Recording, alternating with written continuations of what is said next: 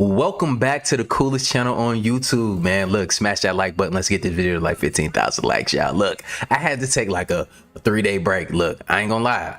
I gotta confess to y'all, I just got a BBL. Let me explain.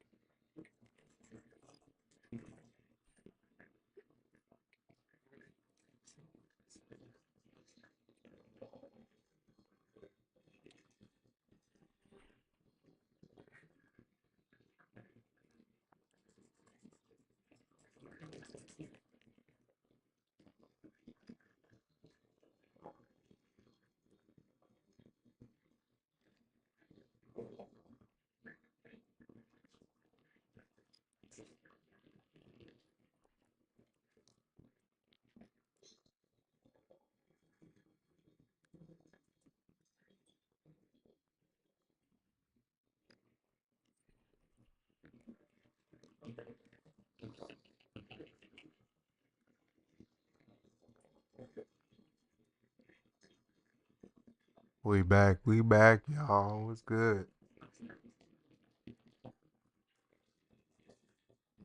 About to play this Rivals? Hold on. Let me explain. Bring this shit in. All right, so look, I got up one morning and I'm the type of dude that I like to take a shower and go to bed, but I don't like to put on lotion. So I got up in the morning. My son, you know what I'm saying, I was getting up in the morning to feed him. We was coming down the steps. I stay in a 4-story place. So the stairs are steep. Man, when I tell you that my feet were so ashy. My feet were so ashy. When I took that first step, I had my son in my hand. How about I slipped and fell down the goddamn steps, y'all. And my son was on my side, so I had to turn in the air so that his legs wasn't underneath me, so I didn't break his legs falling down the steps. My son is on top of me, looking me in my eye. I'm hitting. But when I tell you, but them steps hurt, I hit every damn step on the way down, y'all. And the steps are super steep. It's like you're falling off a building. It's like an avalanche. And I know the neighbors heard me, man. I hit every step and I was, ooh. Look, my hip is protruding out from the side, but look, I'm trying to sit here. I'm gonna try to maintain through this damn video. Make sure y'all smash that damn like button. I'm in pain. But we're gonna get this damn done because there's work to be done, y'all. But make sure y'all watch this video right here to the end. There's a lot of important messages in here. Even if you've seen some of the clips before, just look how we lining them up. This is about creating the story to show you a better picture of what is taking place, what has taken place, and how they've been taught us through the years from putting this stuff in movies and clips, and it correlates with the files. This shit is, it's on a whole nother level, y'all. So smash that like button. I appreciate y'all. Subscribe to the channel. We're on our way to 1 million. Let's keep sharing these videos so we can keep getting the word out here. This shit is important. This is our future. Let's get it. And just know, if you're going through a tough time, not in this shit by yourself. We're in this thing called life together. Let's get it. You know, as I sit back and I watch the entire world come to the realization that these so-called elites are in fact not elites and they're not even fucking human. Wow. I can't help but to recall in 2022 when I gave you the exact passage in the Emerald Tablets that explained who these beings were and the glamour magic that they placed on us.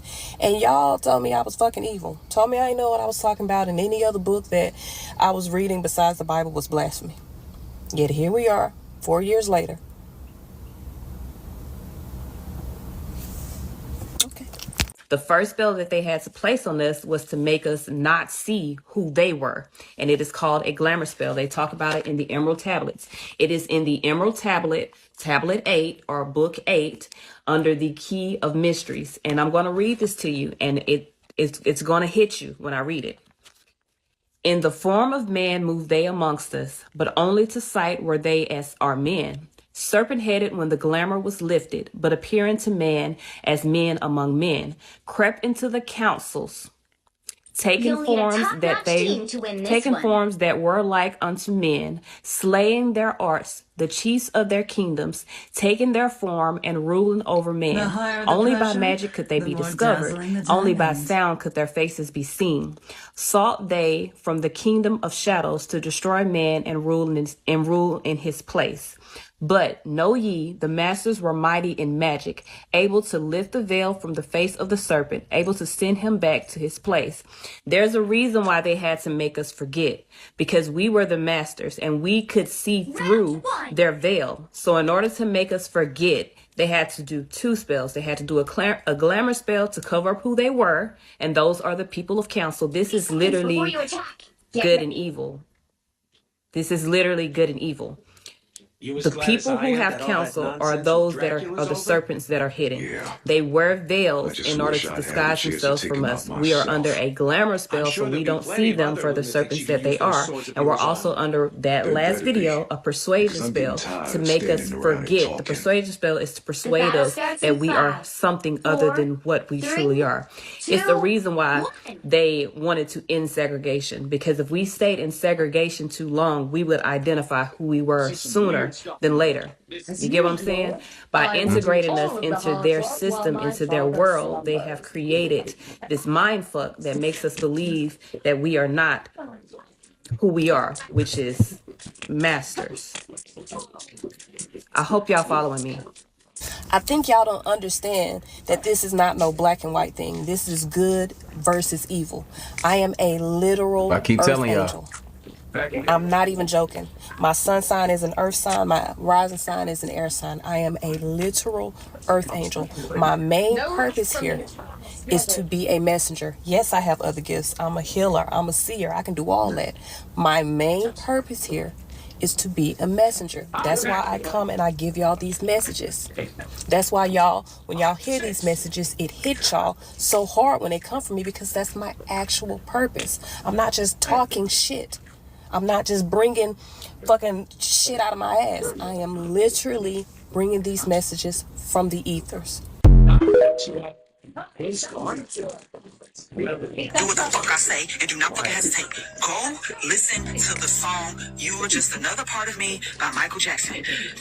Do not go listen to the song. Listen as if someone is telling you fucking instructions, okay? He is very clearly telling you what the fuck is going on. Listen to the Michael Jackson song, You Another Part of Me. Read the fucking words, okay? My soul is not yours to claim.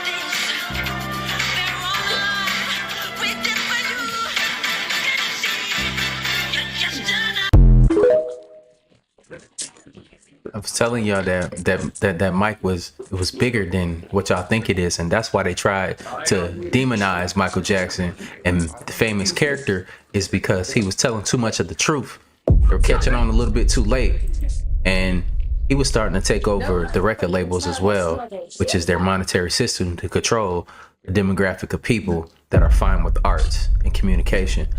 And let's keep going though. A filthy game these boys playing. They rigging the game with black magic, Cam. I know this for a fact. They rigging the game, man. They making these sacrifices to these whatever they are. We see people in Congress coming out and say, "Oh, it's not aliens. It's extra dimensionals. And you see Hillary Clinton filing FOIA to get the location of Gilgamesh's tomb. This stuff was supposed to be fake. Gilgamesh is a fallen angel, which would make him, what, a demon? Why is he filing FOIA requests for his burial site? If it And doesn't they exist. found the burial site. You know, BBC came out with this story years ago with the actual footage from this place. And everything they told us was fake, it's turned out to be true. Lucifer Morningstar, Holy Trinity Church in England. Why y'all got that motherfucker in there for? Why y'all got this motherfucker in there for? Why y'all always gotta have demonic demons inside your motherfucking churches for, dog? This should be letting me know everything that I already be knowing about you motherfuckers. When y'all say y'all worshiping God and Lord, that's who the fuck y'all really be talking about. I'm dead ass serious. Y'all got him in your church too motherfucking much, dog. Just like at the Vatican. Y'all got all them demonic demon statues every motherfucking well. Why y'all got all these demons around all these churches and all these cathedrals and shit? What's up with that shit? Tell me who you really work for. Show me who you really work for. Cause y'all be putting this shit right in front of our motherfucking face, hitting in plain sight. And everybody think these motherfuckers so holier than thou whole time, but they worshiping Lucifer out this motherfucker. Big facts. And when you look into the history of all these churches all around the motherfucking world, especially here in America too, all the things they be doing behind closed doors, things they used to do to people who look like me back in the motherfucking day, you can see that people are worshiping some real demonic shit and acting like they good people when they really evil motherfuckers. But you ain't gotta believe me. They putting it in your motherfucking face, dog. Remember when the United Kingdom said America's socioeconomic disposition could be manipulated and the financial markets could collapse if the American government confirms the existence of alien life on the planet?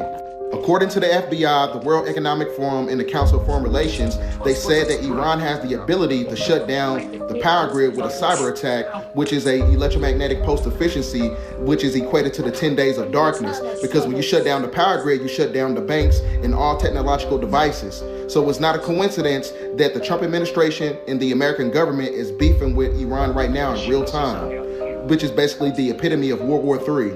Now remember, I was telling you guys that the Bible is nothing but a Freemasonic playbook, because when you get into biblical context, when you're talking about Ezekiel 38 and 39, it's talking about the unification process of Gog and Magog, which is basically in real time Iran, China, and Russia that attacks Israel, which controls America. So with that being said, when you're talking about the Trump administration, talking about alien disclosure, they're actually giving you a warning that the banks are about to collapse from foreign militarized groups like Iran for the 10 days of darkness.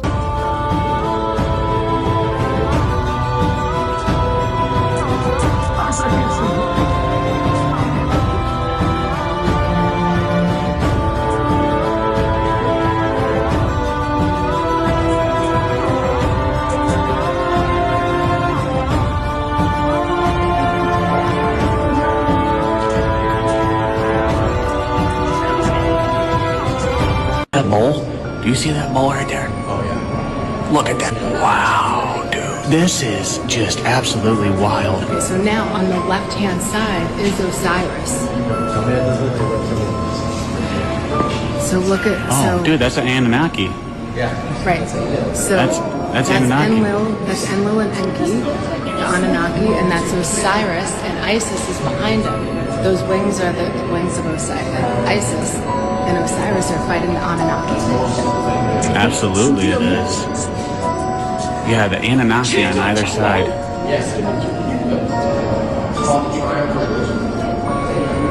This is in the Boston Public Library. The winged disc right there. Yeah, the winged disc. And that is, dude, do you see that mole? Do you see that mole right there? Oh, yeah. Look at that. This is Megatron. And these are the glasses from the movie Transformers of Sam Witwicky's grandfather called Archibald Witwicky. Archibald goes to the Arctic Circle, which is in the North Pole. And while going on this expedition, Archibald falls through this ice into a cave, stumbles upon this giant in the ice, and it was Megatron. Think about that.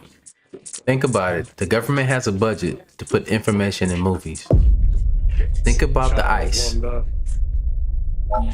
Think about the ice that's melting rapidly, and they have so much concern about it.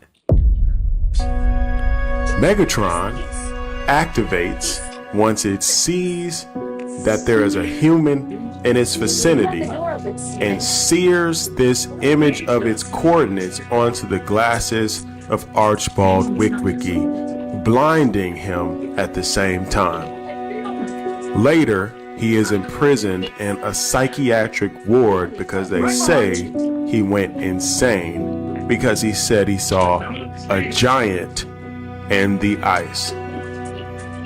His grandson, Sam Witwicky, gets a hold of these glasses, and they turn out to be exactly what his grandfather said. This technological, advanced being, biomechanical, giant Nephilim. And who's looking for the Nephilim? Who's looking for the bodies? Okay. Hillary? Has now been activated and sends this signal out to all the other ones that are hiding in plain sight. They have the ability to shapeshift or transform into something that humans can recognize and go amongst us without being seen. Then they look for them. And the name of these particular entities are called Decepticons. Now think about this in another way. A Decepticon, if they're known to blend in to things that we recognize. Think about the movie Nope. Remember the clouds? Remember everything. Keep that in mind when you watch this video. Because it's not just speaking about people. It's speaking about things as well. Objects. They have the ability to communicate technologically at a speed that is beyond train of thought. In the computers. Right in the computers. Right through the cell phone. Right through these waves, these frequencies. And they try to find this leader that is buried. And they grab him, the military does, and they hide him under the Hoover Dam. This is quite a story, don't you think? The military knows, they grab it, they put him in the Hoover Dam, and they extract technology from this particular being. Wow.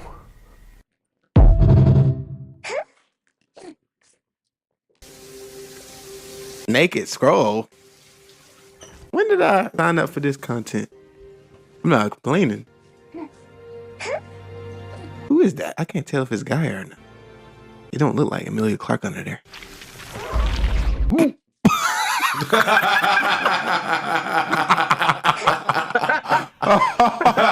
Or that must be Katie Finneran, who played the female Scroll, pretending memory serves, I shit canned you into oblivion a few days ago. About the shit can he rizzed up your spy.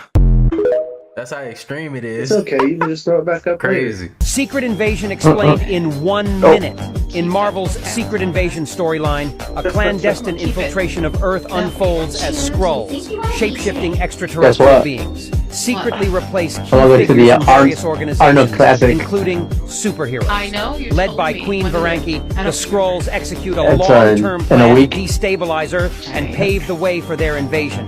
The infiltration is so pervasive that even No, some I'm just iconic gonna- no, I'm just superheroes actually are gonna revealed go to be Skrull imposters, look and all that. Shield faces, Not internal really into strife competition. as trust erodes among its members, leading to a complex web of alliances and betrayals. The situation reaches a climax when the Skrulls launch a full-scale invasion, culminating in intense battles between Earth's defenders and the shape-shifting invaders. The storyline concludes with a surprising resolution exposing the extent of the Skrull infiltration and its impact on the Marvel Universe. Someone want to tell me why the Illuminati has not been real, yet there's a whole ass file listing the Illuminati families and their association in the Epstein files? I'll just let you take a look at this. We got the Disney bloodline, the Mormon bloodline, the Rothschilds, Rockefellers. Don't worry, there's more. Remember the Bilderberg group that Alex Jones said existed? House of Rothschilds. You want to see something even crazier? The Trilateral Commission? Big thanks to, boom, throughout the 20th century, the present-day Rockefeller family's so-called philanthropy and power politics have been pivotal in the move to create a so-called New World Order. Let's continue. These are members of the Trilateral Group. Look whose name that is. Wow. Among other names. I'm sure you can just check that out real quick. It was Jeffrey Epstein, if you can't see. I'll link this below so you guys can go check this out yourself, but this is fucking insane. There are so many names on this Trilateral Group, like it's ridiculous. Adrenochrome. That's not true. It's C9H9NO3. This is a chemical compound that is absolutely listed. It's been around in modern science since the 1930s. You can actually, there's a synthetic form and there's a regular, natural form, which is caused by torturing little kids to get their adrenaline up, essentially, and then extracting it from them. I also happen to be a gentleman. When you sit and so I brought this up a few years ago, and all of a sudden I was attacked by every media. Look it up. It's there. They absolutely went after me. And the next day, I never heard from my agents, my agency for 14 months. My lawyers let me go. My agency never called me after that, and essentially I was done. That's because if they can't control you, they will try to destroy you. Now that we have a lot of eyes on, it's a lot harder for them to get by and do these things now. Game is over.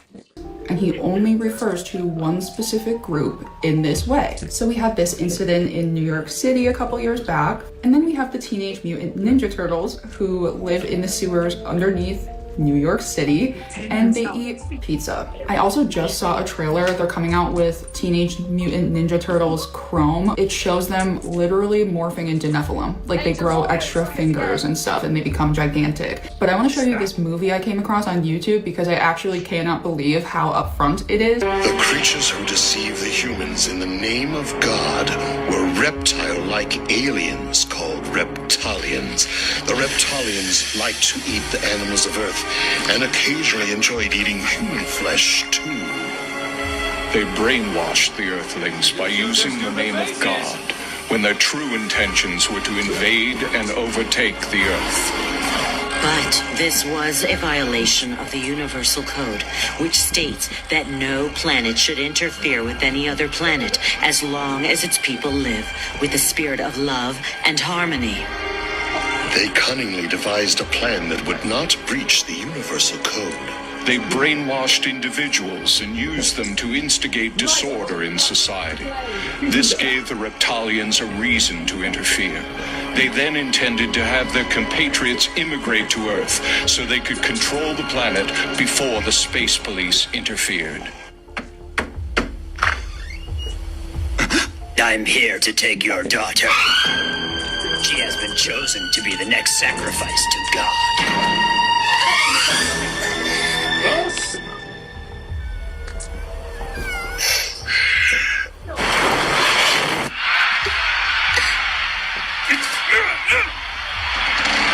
Listen well, everyone. I have a message directly from God. He wants you all to know that we are the chosen people. God has promised us endless life and everlasting youth.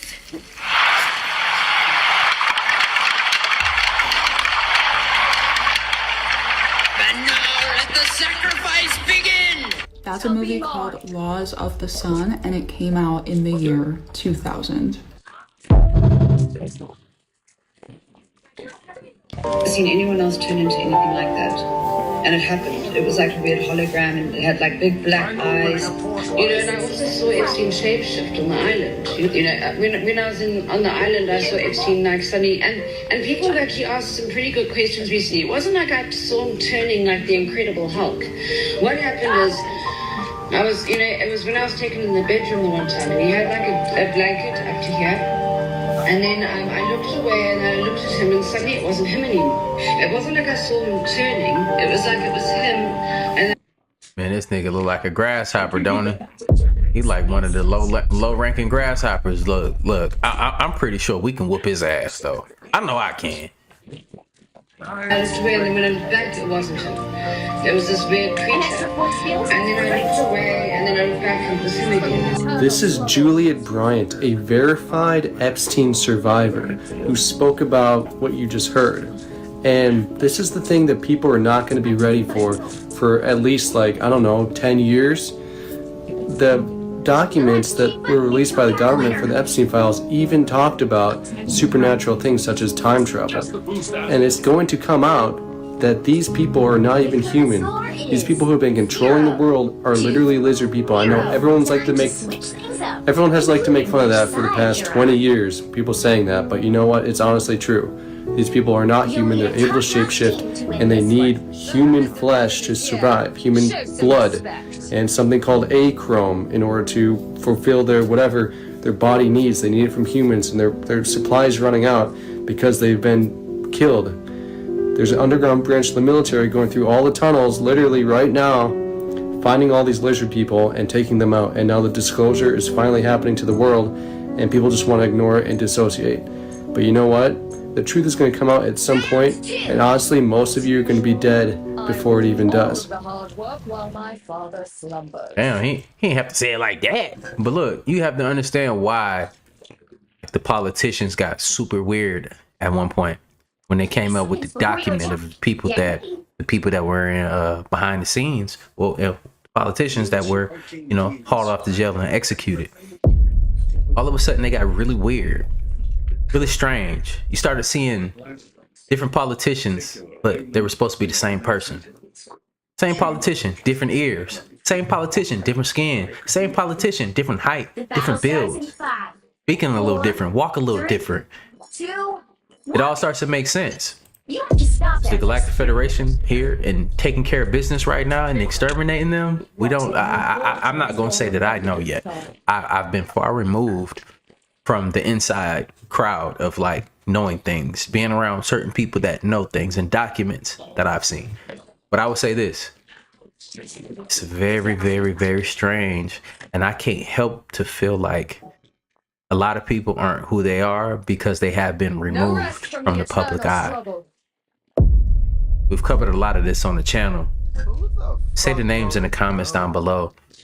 You understand who I'm talking about. Who do you think has been replaced? Y'all ain't doing anything. In Mesopotamia, which is an ancient place, they had these sculptures. This is a reptile, like a standing humanoid reptile that has a baby reptile sucking on his breast. And this was made back then where there wasn't entertainment. They created these things to warn us. But you know what they did? These things stood in power and started controlling the information that we received. So they've been amongst us this whole time. The Illuminati are actually run by these 13 bloodlines, which are all of the royal families in Europe and in England. And they need the blood because they are, in fact, not human. They take human shape. They are reptilians, and they need the blood. The blood helps them maintain their reptilian shape, and it helps them maintain their sanity, and it helps them to live in this world because they are not from this world. But what they need is, for it to be secreted in the blood, is they need terrorization of their victims Adrenochrome. before they are killed for their blood. Would you say that we are currently under the control of reptilians? I think so. They control the media, they control the banks, they control the educational system, they control religion. What's left? So what is the actual process towards awakening that humans can achieve? How do we kick our rulers aside and activate our own potential? The main advantage that we have is our consciousness.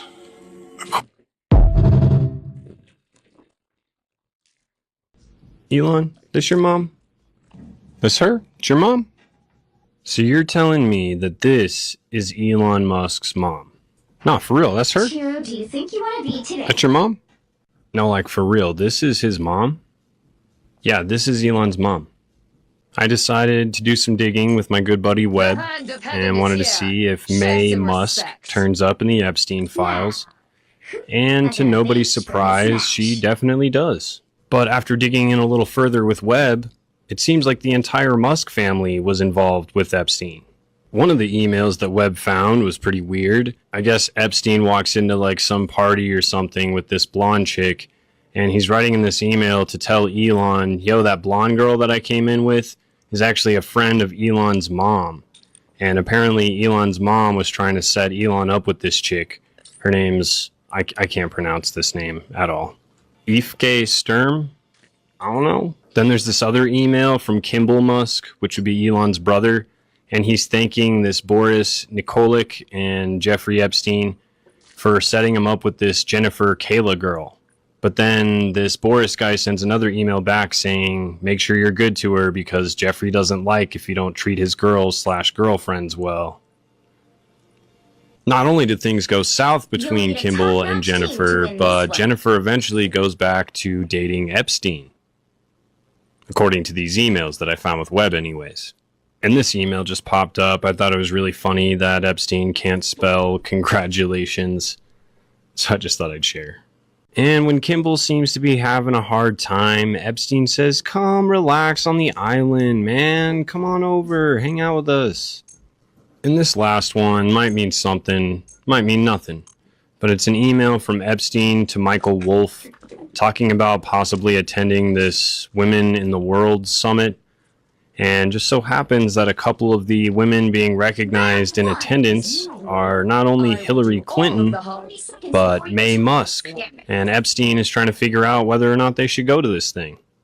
So Epstein is attending parties with friends of May Musk. He's linking Kimball Musk up with girls that he knows. And these emails show that he's linking Elon Musk up with girls despite being married and attending parties with Elon Musk.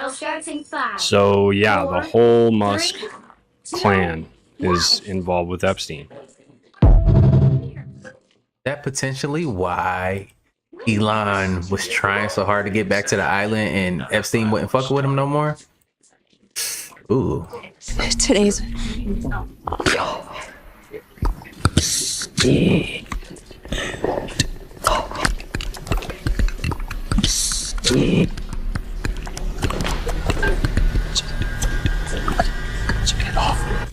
We've seen this right here many times, right?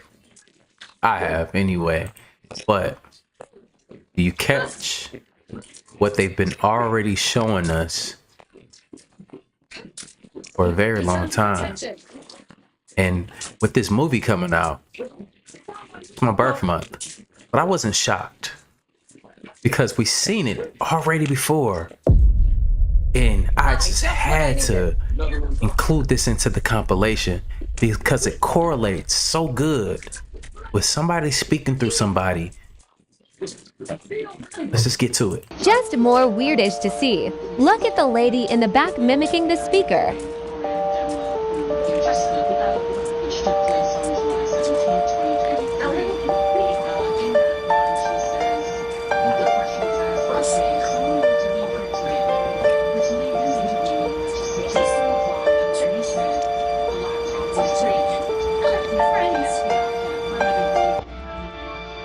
I got you covered.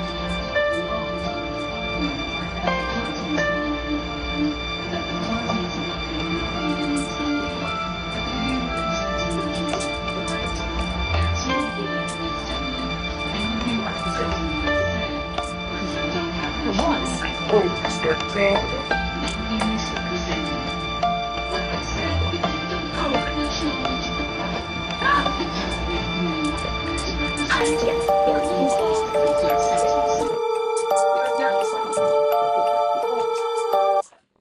look, y'all.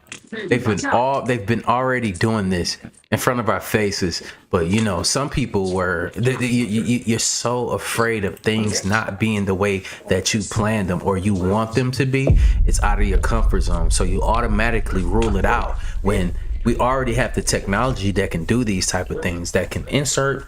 We can insert thoughts into your mind and make you actually believe that shit. We can also, you know, project. Well, you think if they can control thoughts into your mind, that's the same thing that the movie Inception was showing. Judge, but jury. I'm not saying she's a lizard, but she's a fucking lizard. And they have telepathy, mind control. We do too, but they convinced everybody that we don't. That's another thing that was happening during the Epstein files. It's a thing called Stranger Things. It correlates with the movie. They were doing experiments on children and they were making them tap into abilities, and you can look this shit up. It is no longer, it's not a conspiracy. It's real. Facts. It's in the files. Giants in the files. I know this is mind blowing to a lot of people, but it's nothing to be afraid of. We gotta start stepping. We got mean. What's happened to us? We gotta start stepping. Fuck the divide. Fuck your color. All of that stuff. Your religion. We need to connect as people. We need to get back to that. We need to get back to square one. Real talk. Like this shit's stupid. Meanwhile, everything is going to shit and we're doing nothing about it. I'm trying to get the message out here. We need to start stepping together. Not in the streets. We're mobilizing a different way. Start meditating, start eating right. We'll be able to hear each other, see each other, feel each other. We'll be stepping in the right direction, more respect for each other. We'll protect each other. Excuse me, but let's get back to the basics. They've used their collider to open up a portal to communicate with extraterrestrial beings. Whoa. And one of them are the occupants from 3i Atlas. Now let's make this clip, now knowing all of that, let's make this clip right here hit a lot harder. Pay attention to it. To be clear, CERN already has a room and a technology to open a portal to talk to extraterrestrials. Yes. But recently, they also used it to communicate with the beings on 3i Atlas. That's correct. Okay, go on. So those beings introduced themselves as such, like that we are the occupants of this object, and they did not show up physically. They show up as holograms. Now, they apparently showed up as holograms.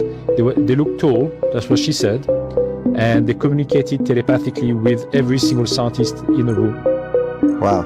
And they all got the same message, which is that they are coming in peace and they're just trying to come over here to gather all the star seeds of this planet. So when you remote viewed, did you pick up on that intention as well? Yes and no. I believe that the direct reptilians, will be coming to Earth, but as to know what the exact intent, that I could not really say. Well, this is an extraordinary development. It is. So you remote viewed 3i Atlas. Did you do that on your own, or were you tasked with this assignment? I was tasked by the same intelligence people I'm working with to look at the object, because those had concerns. But what I saw as a remote viewer was a mothership with occupants on board, and they were mostly direct reptilian occupants. Okay.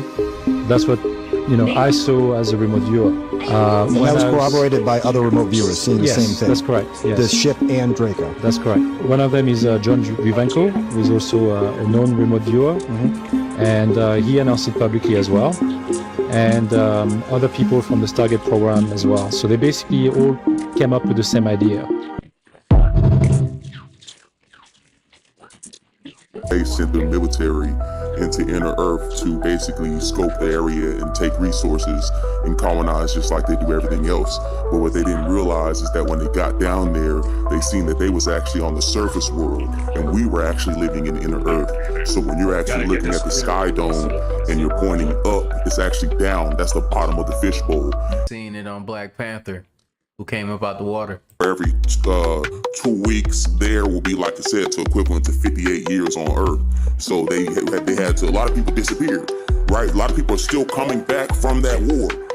You understand? So some people went in 1960 and they just coming out of this war, you know.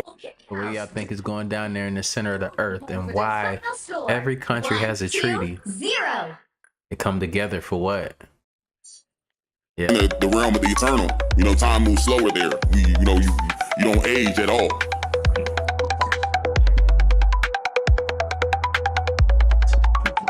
Yo, what the fuck? A former NASA engineer just claimed Earth is covered in trillions of invisible alien devices, and that there are hidden alien surveillance networks already operating across the entire planet. Richard Bundred, a former NASA propulsion engineer, just dropped some serious claims that most people haven't even heard of. Now, he says what we are seeing in the skies, the UFOs, the flying triangles, even the disappearances, are not the full story. Now, according to him, the real issue is what we can't see. Now, he claims trillions of tiny alien-made devices are cloaked all around the world, in the air, on the ground, maybe even near you, and that they are capable of shape-shifting and blending into any environment. Now, he worked with the US government in private research groups, and he says the tech is so advanced, it's literally hundreds of years ahead of what we have now. Now, some of these materials literally turn into dust when they're being studied, like they're designed to self-destruct to keep us from figuring them out. He even warned that all of this could be part of a long-term manipulation of our species. If he's right, this isn't just about aliens visiting Earth, folks. It's about them being here and already watching. What do you think, though? Are we finally waking up to the truth? Or is this just a big part of the fucking bigger setup? I hope y'all can hear me, because every time I try to record this video, there's noise. Now my neighbor has his motorcycle going off. But y'all see the sun right here, right? So it's to my right here. All right, directly above me is the moon. Can y'all see it? Let's see if we can find it. Now we can. Right there. Yep, now we can. Above me is the moon that's supposed to be on the other side of the world. But y'all still think that we're on a freaking floating ball. And this hole don't even look real, but we already know what that is. So there's the moon directly above me. And right there is the sun. Wait, what's next to it? Wait, what the fuck? What's that? This the sun. What's this? And look at the little dot on her screen. That's moving. The dot on by the sun is not. So it's not a reflection. That is not that. So I don't want to hear that shit in the comments. That's stupid. I ain't gonna lie to you. That's a stupid comment. If you were about to type that shit, just stop your fingers while you at it. It's there. This. We've all seen it. It's there. Y'all, what is... Hold on. What is above the sun? Is it a reflection from the firmament? There until I zoomed in. No, it's not. What the hell? That's the sun. What is this? What is that above the sun?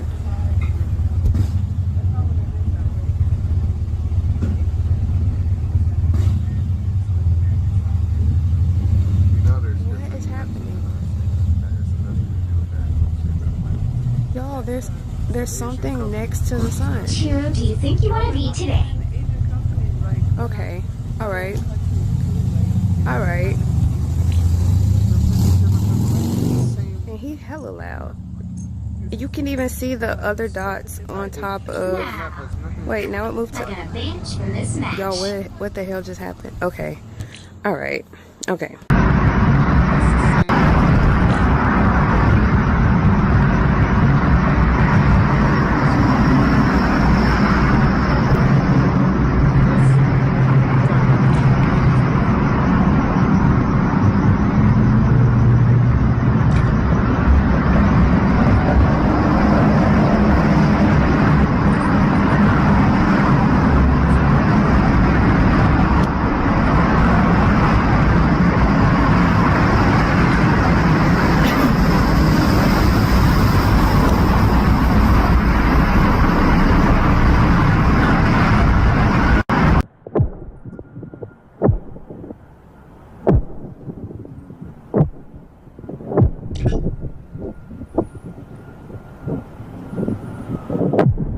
You'll need a top-notch team to win this one.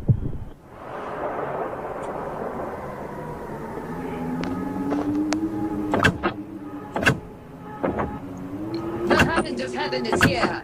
Show some respect.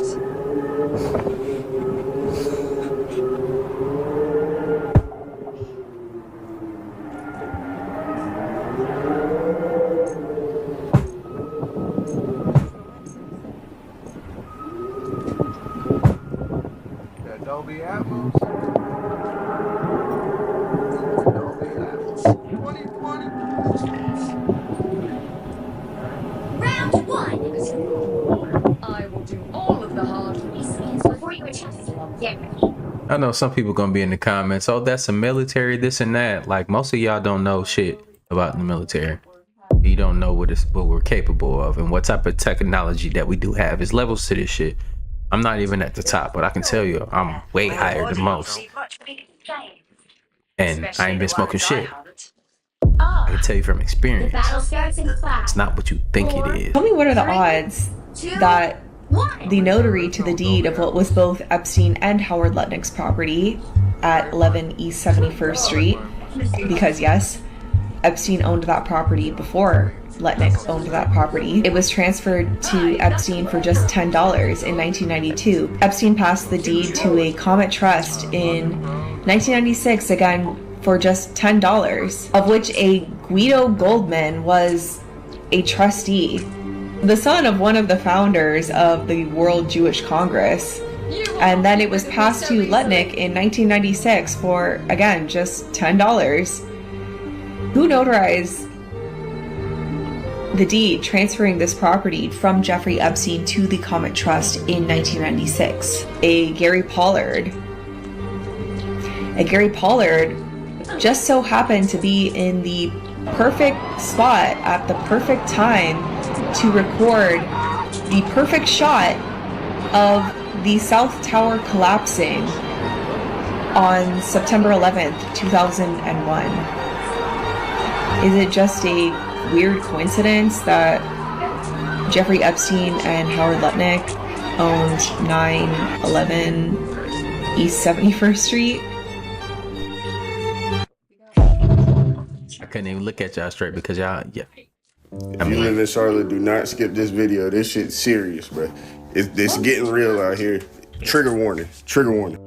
So last night I have a job to do. I'm doing some work in Alexan Loso Apartments on South Boulevard across the street from the QT and platform and all that. I'm trying to leave. Like, getting in the building was already a headache, but at the time I'm trying to leave, I could not find my way out. And I do this, you know what I'm saying? I know I usually have to go somewhere one time and I can get in and out. It ain't hard, right? But I get lost. And on my way out, I'm like, damn, like, why would they design the building like this? It's almost like they don't want me to get out. So I finally run into a resident. And so I'm asking her, like, hey, what's how I get down to the parking garage so I can get back outside to the main street? And she's like, oh, yeah, you know, she told me how to get out. And then I'm like, so how long did it take you to learn your way around this building? She says, oh, my God, I know. It's almost like they don't want us to get out. No rest. So me being the adult that I am now, I like to leave reviews, good and bad. So I go to find out who was the developer so I can leave them a crazy review. I don't leave reviews, but but I feel you. Sometimes I like reading them. On Google, telling them like, yeah, y'all designed. Let me know in the comments down below if you one of them type of people that leave reviews. Like, it looks nice, but what the hell, how do you get around this motherfucker? And what I found will shock you. This is the developer. Trammell Crow or Trammell, I'm not sure how you pronounce it. This is the developer. It looks like a clean cut, nice, like, you know, cool. I think they based out of Dallas or Fort Worth, somewhere around there. So now the ADHD kick in. I'm like, well, who is this person? Like, they started this company, they doing good. Like, let me see who this is. So I go to look it up, and what I found will shock you. That building was not designed like that by accident. If y'all want to take some time and pause and read that, you can. I think that's from Bloomberg. It's an article from Bloomberg. But just know that they had a hearing to try to get it thrown out, and the judge said, hell no. That building is not designed like that by accident. And keep in mind, this is just an accusation. However, that building is not designed like that for no reason. And just in case this video blows up, I love myself. I do not want to harm myself. I have a purpose in this life. I'm gonna be here for a very long time. I'm planning on doing it. So if something happens to me, I did not do it myself. Y'all have a blessed one. Nah, support, bro. Oh, hey, bro, we in the same city, my boy. Hey, I got you, my man. Like, I already know how it is. You know what I'm saying? You safe out here in these streets. There's nothing they can do to you. The current score Keep your frequency up. 0-2. There are two types of people in this world. Time to switch things up, including which side you're on. 80 million, 100 million. No, but that's You'll not need you a selling your costume soul. to win this one. $100 million, you can have my soul. Show some respect. That's you. Now we know your character. Sometimes, you know, you look at people and you be like, dang, man, you ain't got no dignity, you ain't got no morals. Like, come on, man. Like, what you gonna stand for if everything is about money? So, which one are you? Well, you know what? You've been lied to. Money can buy happiness in some cases, but what it can't buy is character. And don't get it twisted, money is good, money is amazing when it's your servant, but it's a terrible master. And once everything is for sale, you're no longer choosing, you're just reacting to the highest bidder. So you end up getting owned, even if you're getting paid. A lot of people don't know this, but money really talks. And it asks you a couple questions. You know, like how quiet can you be? How flexible can you get? And if you don't decide to answer ahead of time, well, then the offer is going to decide for you. One of the greatest lies ever told is that money makes you free. Money only gives you freedom when you have a code. And if you don't have a code, well, then it just buys you a nicer cage. That booty is theirs. Facts. And that's what we live in. We live in a society where we have a bunch of people that people used to idolize. I ain't gonna say idolize anymore, but used to idolize. And they sold us out for money. They do anything for money. They signed away their lives for some shit they can't come back from. This next segment is showing exactly. It's not just the politicians that sold us out because they were compromised a long time ago. A lot of them aren't who they say they are. No longer. Been gone a long time ago. That's why they act like monsters. And that's why when you see their names in the files and you see what they were talking about, the shit that they were doing in the files, they turned into monsters because they've been compromised. This dude right here has no fucking dignity. And did you see his face? You get zero respect, bro, when money rules you. I can't be around people like that where money makes you. You're flaunting money to shit on people. Oh, I make more money than you. I'm this, I'm that. No, money is a tool. Don't let it ever control you because like he said, that was perfect. Just buys you a better cage. Simple. But look, let's get back into this and it's gonna wake up a lot of people. Happens to y'all all over again. Y'all think it's just fucking entertainment. It's not. We need to get past that. It's not just entertainment. This shit is real. The shit that people from Cincinnati rent out every time they go to Myrtle Beach. Viral video of Lady Gaga going around, and it said that her fans were concerned after she was performing looking like this. Now I'm going to warn you, if you have a weak stomach, do not look at these next clips.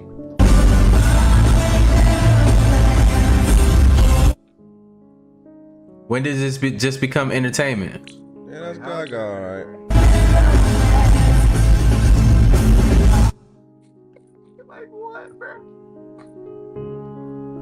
Gaga has always had ritualistic shows. I don't know if you guys have ever seen the show when she was getting puked on.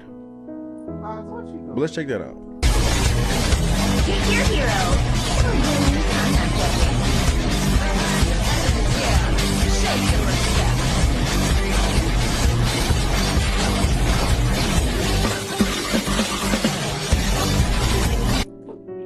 Yeah, that was Gaga. Shouldn't be a surprise. This is the same girl who hangs out with Marina Abramovic. Here we go acting like she's drinking blood from a body. And this is what people listen to. Another photo of them out in the wilderness. If you don't think that these people are into rituals, are into black magic, I really don't know what to say to help you.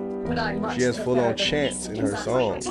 And you got people that'll be at her concert just singing along, Rumor has it you and Gambit's tied allowing the things to enter into their temple. Because y'all are stupid. What do you think she's Ain't doing? nothing you need to worry If you don't know about, she's a sweetie. puppet for the enemy, I don't know what to tell you. Remy just fine. One of the many. Honestly, my concern Hers was is just whether really or in the not Remy open could though. handle you. For Hers me, is really in the battle open. It's like, starts I in don't care. class. 4, I don't care. 3, But you know Satanists, they'll do things in the open to show you that they're doing it. Whether it's comic book, whether it's satire. It may look like it's not real, but in actuality, behind closed doors, it is as real as it can be. And I pray you start to open your eyes to it. Stop listening to people like this. They're wicked. Completely wicked.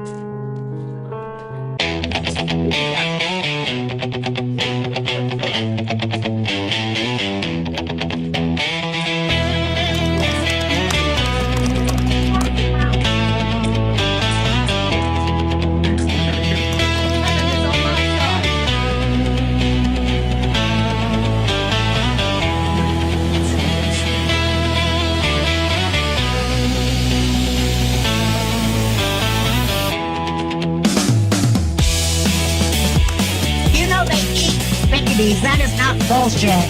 True. I'm not crazy. They're full-on vampires. They love the taste of human flesh and they drink human blood.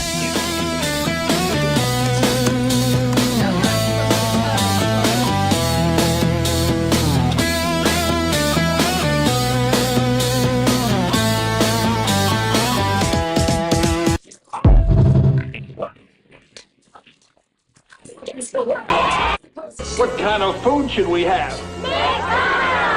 Like some right here. Let's see. McDonald's hamburgers? And some French fries? Don't they look delicious? And why, they're empty. Say, you sure can get a lot in these bags. I know it may be passed off as a joke. Watching it now feels strange that children are part of the reveal and not the audience. And then there's the mascot himself. Why a clown?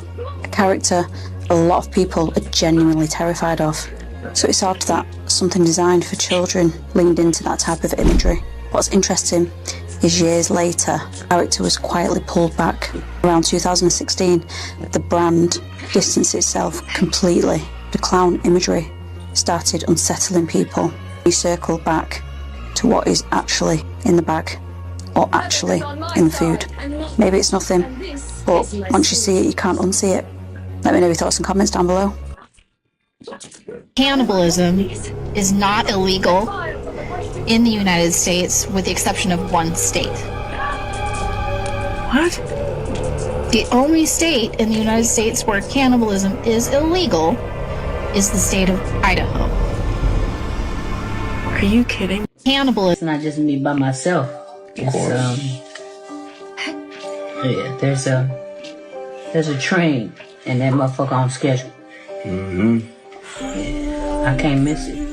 Imagine that. I've learned a lot when I'm in doubt, or when there are people who are around that are dream killers. People who don't understand and doubt you and want to use words that discourage you. We can't let them have that.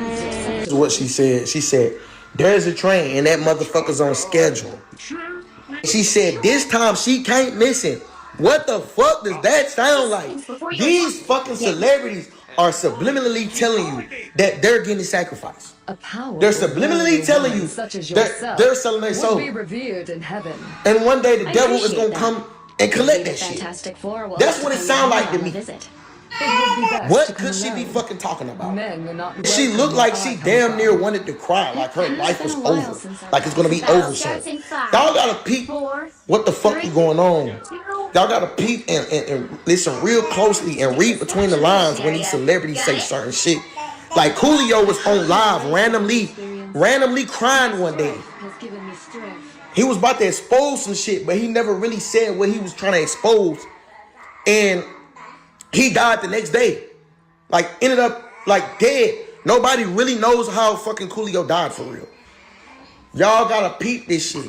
They're sacrificing these people. These people are selling their souls, and they know they selling their souls. These people do rituals to become successful. Like, I don't give a fuck what y'all say.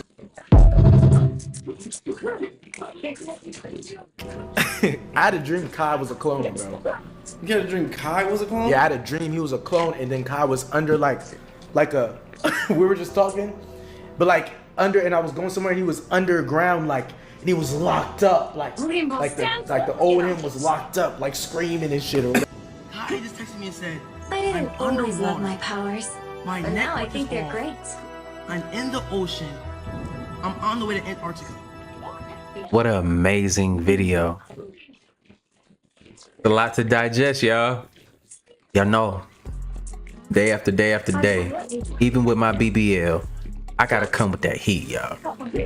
I'm hurting sitting here. So make sure y'all share these videos with your friends, your families. And best of all, make sure you communicate to them. This right here is not to have anybody in fear. This is just for us to understand what the hell is going on around us. To let y'all know that we do have the power to step in our own energy and not to be compromised. We don't have to sell our souls for money. We don't have to be controlled by money. We control this simulation ourselves. The biggest trick is making us think that we aren't who we are.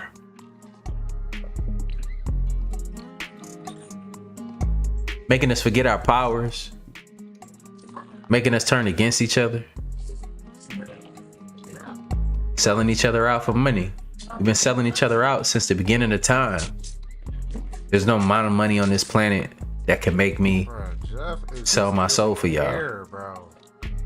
To manipulate y'all. What are you doing all the way back there? I'm only doing what is right. They only come after the ones that are weak. They can see your aura. They can see your hunger. They can see your pain before you do. Because they still remember that they're tapped in a certain extent. But they can see your aura. They can see your thirst for success. They can see your thirst to get out of fight or flight. But the money ain't the solution. The solution is coming together as a people, getting this shit up off of us and raising our vibrations, eating better, communicating better with each other, not resorting just to violence straight off the rip, to actually trying to speak to other people and understand what they're going through. That's what we need to be focusing on. Understanding where other people's perspectives is coming from and listen to them and not just write them off right off back. For many years, they've been writing us off, calling us conspiracy theorists, saying that we fucking retarded, saying that I've heard the most doing this type of content. And y'all know me, man. I have my face on the internet, plastered on the internet. I've heard the worst stuff about me possible, but it doesn't faze me because I already knew that you're a fucking idiot and you were wrong. If you said that about me. I'm not an idiot. I've had more life experience than you that were speaking down on me like the way that you were. I've seen the things that you've never seen. I was fearless. I stepped in the line of fire when you decided that you wanted to stay home and struggle. I decided that, you know what, I'll struggle somewhere else. And if I do harm somebody, it ain't gonna be the people that's around me. I'll go out protecting my people. But in that sense, it woken me up. I traveled the country. I got how when I went to different continents and different countries, they treated me and how they spoke to me and what they called me. And I started to remember my ancestors telling me who the fuck we were. And these people already knew. I remember seeing statues of my people that they're selling for $10,000, $15,000, $20,000 in other countries. These people wanting to take pictures with me for no fucking reason. These people honoring me in other places around the world. But when I come back here, I'm called a nigga with the ER. And we're stupid. We have low IQs. No, when we built everything fucking here before anybody even got here. That's the real story. Who do you think you want to be today? So it's different when I speak from this perspective. I've traveled. I've been out of here. Most of these people are local. Most of these people have never left their city. They never left their state, let alone the country. And if you did, you probably went on a fucking cruise and docked and got back on the boat. My mind is expanded. I have a wealth of experience, and I'm not the one with all of the knowledge. There's many people out here, and those are the same people that you think and you call crazy. There's people that can see through walls. There's people that can walk through walls. There's people that can astral project. This shit is real. And you can too if you stop focusing on what you cannot do. Focus on what you can. Some of us are special in certain points. Some of us are special with making music. Some of us are special with, manipulating our environment to our will. Some of us are special with speaking. Some of us are special with writing. And you're just not tapping into it. Do what comes easy to you and get better and better and better at it and develop something special. That's how you become special. And all of y'all that watch these videos have something special in you that you can tap into. You don't have to do what I'm doing. You don't have to do what your neighbor is doing. What comes to you that is good, that's easy for you to just replicate and do over and over again that nobody else can do. Only you know that. Tap into that. That's why we work as a team together. Everybody has something to bring to the table. That's my message for this video. But look, like I always say, spread love, because there's too much hate in this world. I love you guys. I'll see y'all in the next video. And I'm out though. Bye. Oh my gosh. I get it. One. Despite my name, I am no angel, as our foes will soon learn. 30 seconds before you attack. Get ready.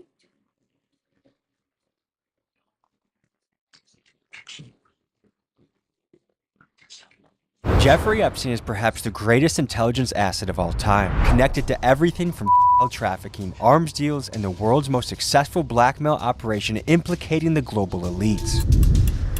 And after months of U.S. leaders like Donald Trump, Pam Bondi, and Kash Patel denying the files even existed, the Department of Justice dropped over 3 million supposedly unredacted Epstein files. Today we head to Washington, D.C. to speak with politicians that have seen the raw documents. And we asked them what they've uncovered, how deep does Epstein's operation go, and who are the co-conspirators that we should be investigating further. We also tackle questions of Epstein's substantial connections to Israel, as well as darker conspiracies surrounding an elite satanic cabal. We will also be joined by journalists who have done extensive research on Epstein to plug in the gaps that our politicians may have not had the time to cover or, due to foreign pressure, do not wish to discuss. Let's dive in.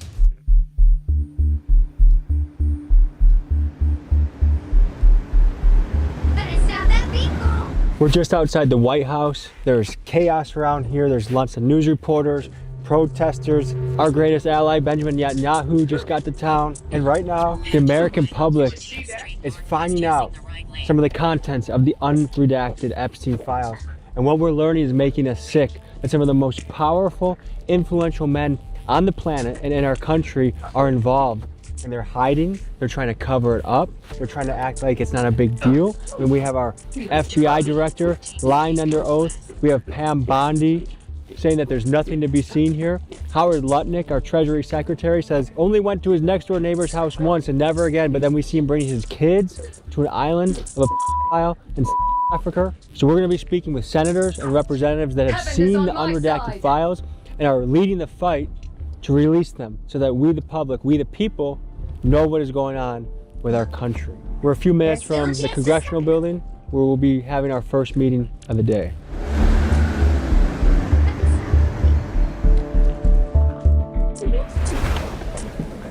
Hello, hello.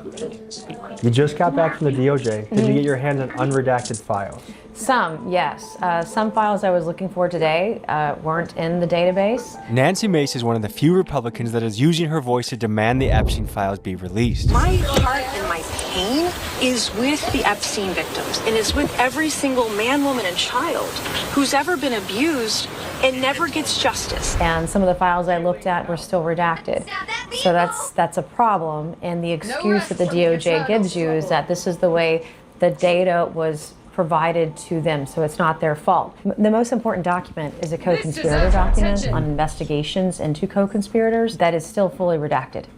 And I want the co-conspirator information. I want to know who was investigated and not charged. I want to know why there were so many plea deals and so many immunity deals only to put one person in jail. This doesn't make sense to me. How do you have thousands of victims and one accomplice? What does that make you think if you were going there as a congresswoman to the DOJ and it's still redacted? But this is going to go down as one of the greatest conspiracies, or one of the greatest cover-ups, one of the greatest cover-ups in American history. And who is responsible for the cover-up? A lot of people. We're talking about multiple administrations, multiple DOJs, multiple FBIs.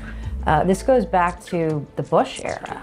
These are prosecutors, these are solicitors, these are law enforcement agents that are basically letting these guys go free because they have a title or a tiara or a B by their name for a billionaire, or maybe they're rich and famous. I saw lots of names in there, and I'm going to be sending a long list of names to the Oversight Committee asking them to come testify. And I'm not saying those people are criminals. I'm not saying they did anything.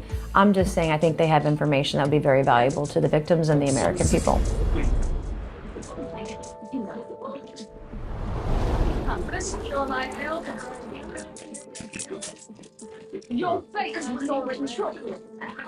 We are on our way to the Department of Justice. We're going to be interviewing a congressman fresh after he sees the redacted files. So I think it's important to get your news from unbiased sources. And that's why the sponsor of today's episode is Straight Arrow News. So if you want to get educated on a variety of topics, you can talk about U.S. news, you can talk about politics, lifestyle, sports. For example, today, the Epstein files are trending big time. And this is where I found the article where Pam Bondi has been trading insults in her 5-hour hearing that she had with them. And she says, and I quote, that there's no evidence that Donald Trump has committed a crime in connection with Jeffrey Epstein. So that's one of the things I'm going to ask this congressperson about. This is why I think it's very important to have a news site where you can quickly become aware and educated of what is happening in the domains that you care about. Folks, I have Straight Arrow News' app on my phone. You should too. It is free, and to be armed with this information is powerful. So click the link, san.com/TommyG, and get it right now on your phone. All right, let's go find out what today says. So we're here in front of the Department of Cover-Ups, one of the Department of Justice buildings, and we're waiting for our congressman to come out and talk about what he's learned. Good to see you, man. How are you? Ro Khanna, alongside Thomas Massie, is the man spearheading the bipartisan push to have the files released. We catch him as he's exiting the DOJ fresh from seeing unredacted documents. Here's what he found out. Tell us about what you saw in there with the access you got. It was the second time I was there. It's a small cubicle. There are about 4 computers, and you sit in there, you type in the Bates numbers, and then you see the documents. Some of them you get to see the unredacted version. The problem is, a lot of the documents you see, they still have the redactions. And the question is really, who are they protecting? Why are they covering up some of these men, and why were these files scrubbed in March at the FBI? Senator Durbin claims his office was told that the FBI was pressured to scrub through volumes of Epstein-related documents and to, quote, flag any mentions of President Trump. Right now, guys, I think we're in an extreme moral predicament in this country, and I don't care. We need to forget Democrat, Republican, and realize that this is actually something that can unite us, the people back home. I think we all have very common things that we want. We want our government not to be having sex with children and covering up for the people that are. We want affordable housing. We want health care that works for us. We want politicians that tell us the truth. Clearly, you needed some help.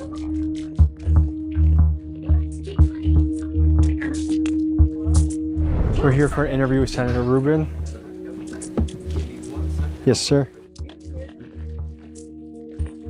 Just this week, we've had unredacted drops start coming out. Did you get the The current score is 0-1. Turn it down. Time to switch things up, including which side you're on.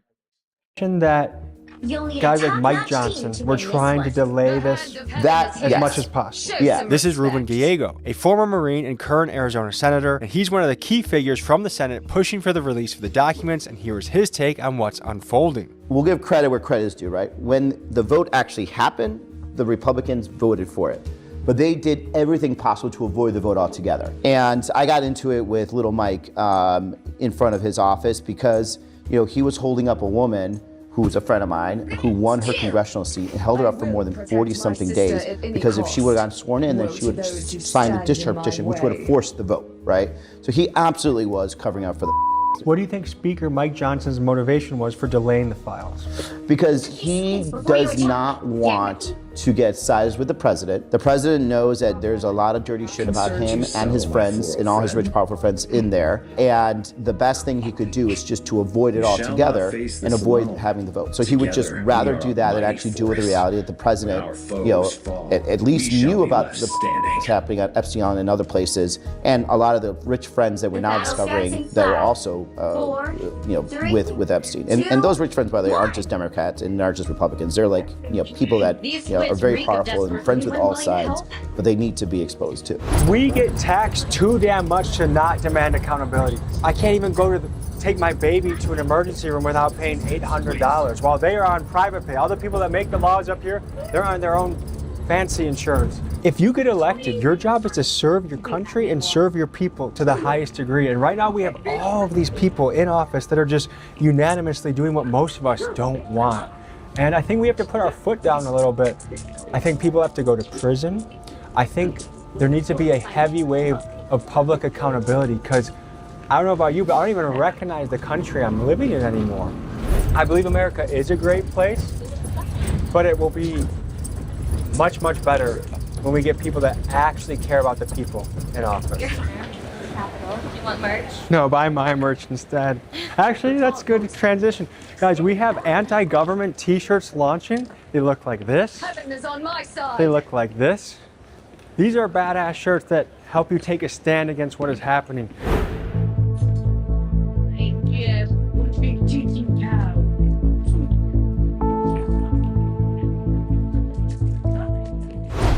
Howdy. Hello. How are you?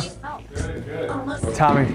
This is Eric Swalwell. He's a representative and currently the front runner in the California governor race to take over as Gavin Newsom runs for president. Eric has questioned both Kash Patel and Pam Bondi under oath, and here's what he had to say about that experience. The Epstein files. Yeah. I saw you question Kash Patel under oath. Yeah. What was that like? What'd you learn? I mean, world-class bullshitter, 24-karat liar to Congress. And that's what I started Bondi with today, which is I asked Kash, I said, how many times was Trump's name in the files? It sounds like if you don't know the number, it could at least be 1,000 times. Which it's not.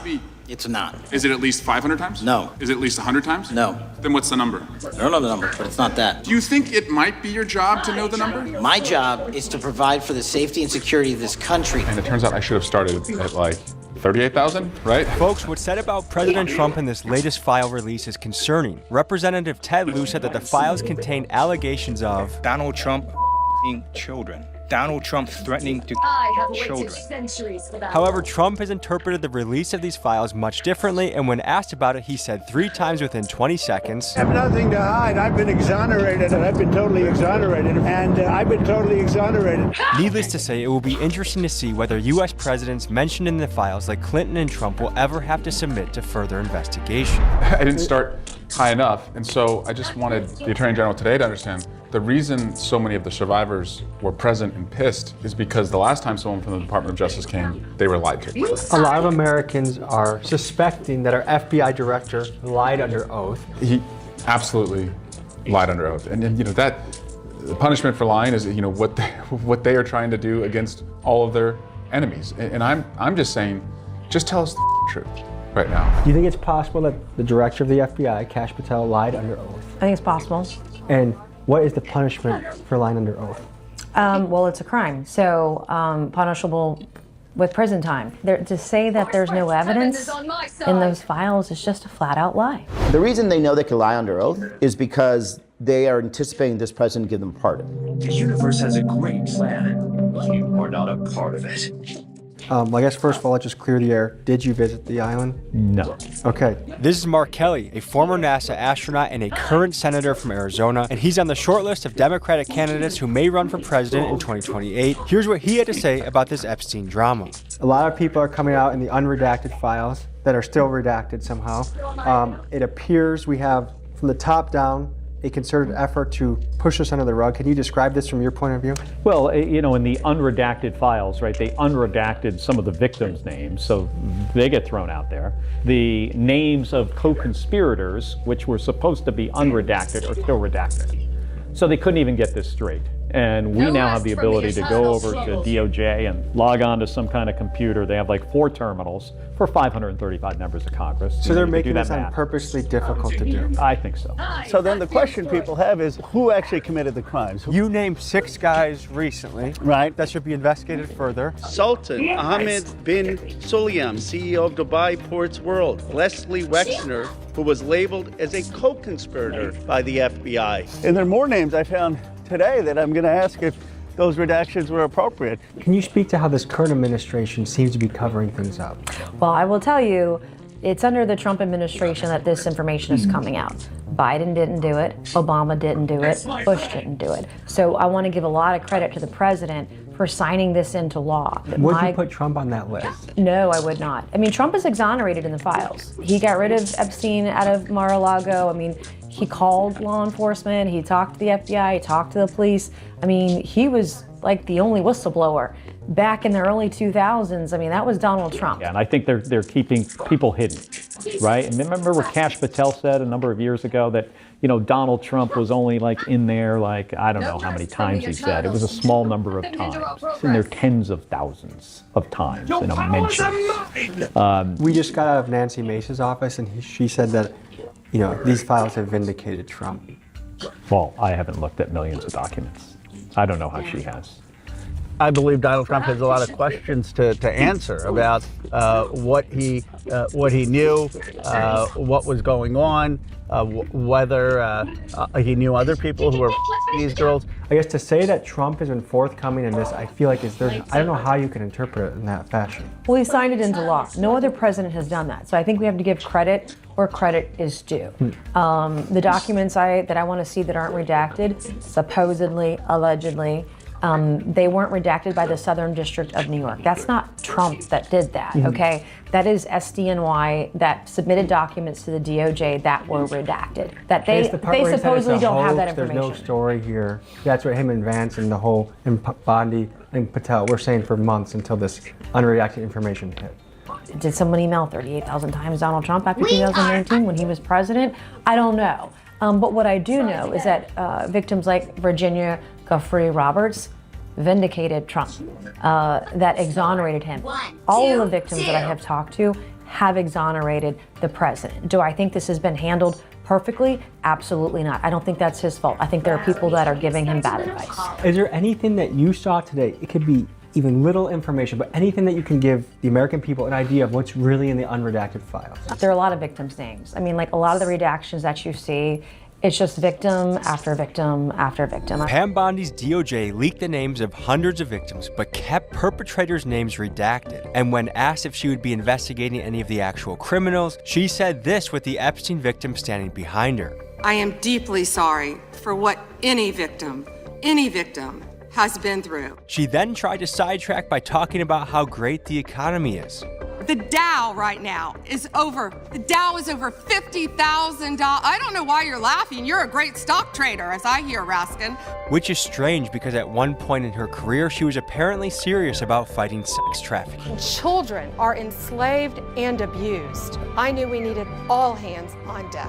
And while she doesn't seem interested in investigating anyone from the list, she does appear to be investigating the search history of every representative looking into the files. Accusing Attorney General Pam Bondi of spying on their search history within the unredacted Epstein files.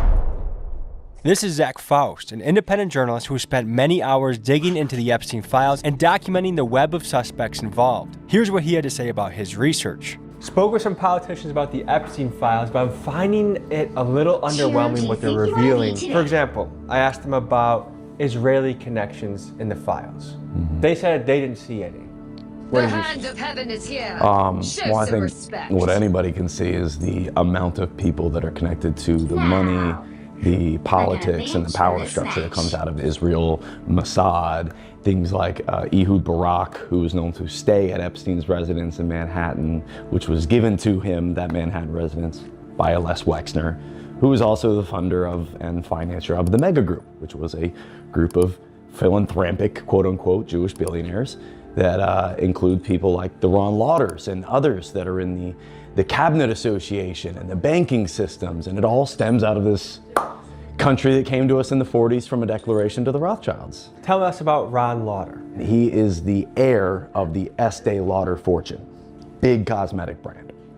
And the Estee Lauder fortune allowed him to make a lot of philanthropic moves. For example, he funds many Jewish and also anti-Semitic foundations like anti-Semitism.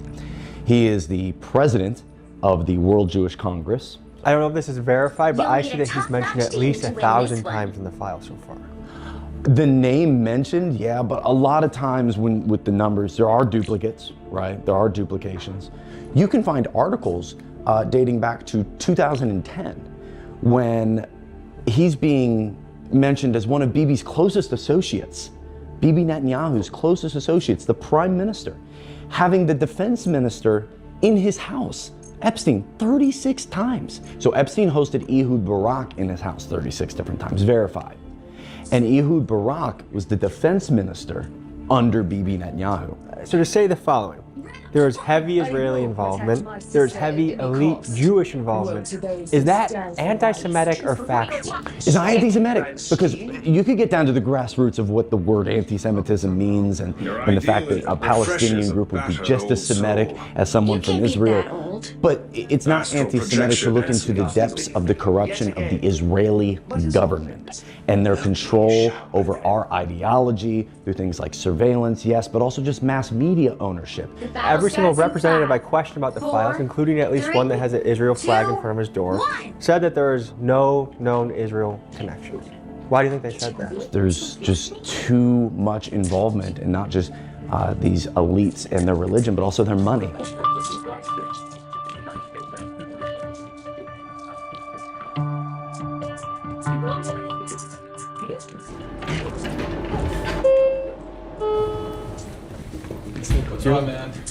How you doing, brother? Good to meet you. Good to meet you. This is Julian Andrioni. The organization he works for, Dropsite News, has relentlessly covered the Epstein files and the Israeli ties within. Julian is their Capitol Hill reporter, boots on the ground, pressing our politicians for answers. Here's what we learned from him. To me, I think you and Dropsite News are doing some of the best reporting on the internet right now.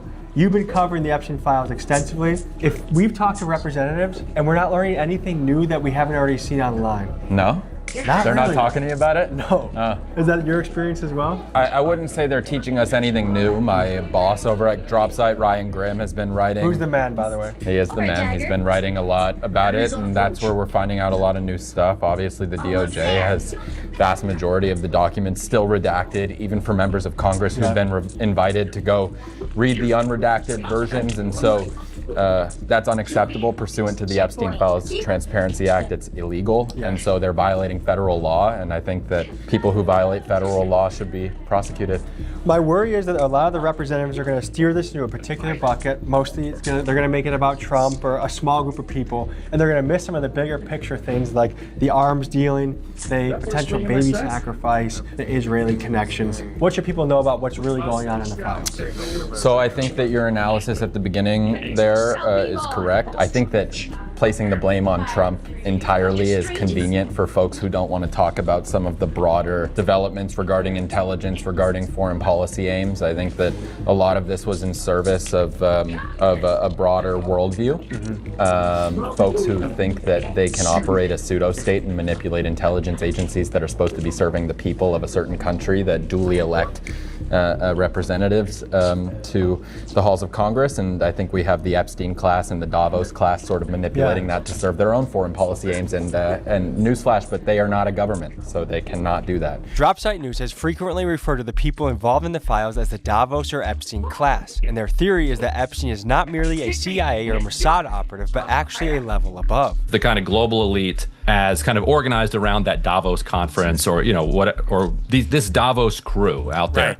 The CIA, it's more properly understood that CIA works for them. And Jeffrey Epstein was an integral player in that Davos set. Meaning that Epstein's true purpose transcended the interests of any single one nation. It appears he was an asset used to advance the agendas of a transnational elite, and if this sounds like a conspiracy theory, just look at the files. They contain literal receipts of the Rothschilds hiring Epstein for a $25 million contract. What about Israeli connections in the We have covered that. And as you and Dropsite have analyzed these files, are there Israel connections that we should be talking about? Yes. I've had DMs calling me hateful and anti-Semitic for connecting Epstein to Israel, but take a look at this. Dropsite news reporting shows that DOJ documents confirm that, quote, security equipment and alarms were installed, as well as specialized surveillance equipment. And tell me in the comments if you think I'm crazy for thinking that Israel might have something to do with the Epstein files. Jeffrey Epstein was extremely close friends in his personal life with former Prime Minister Ehud Barak.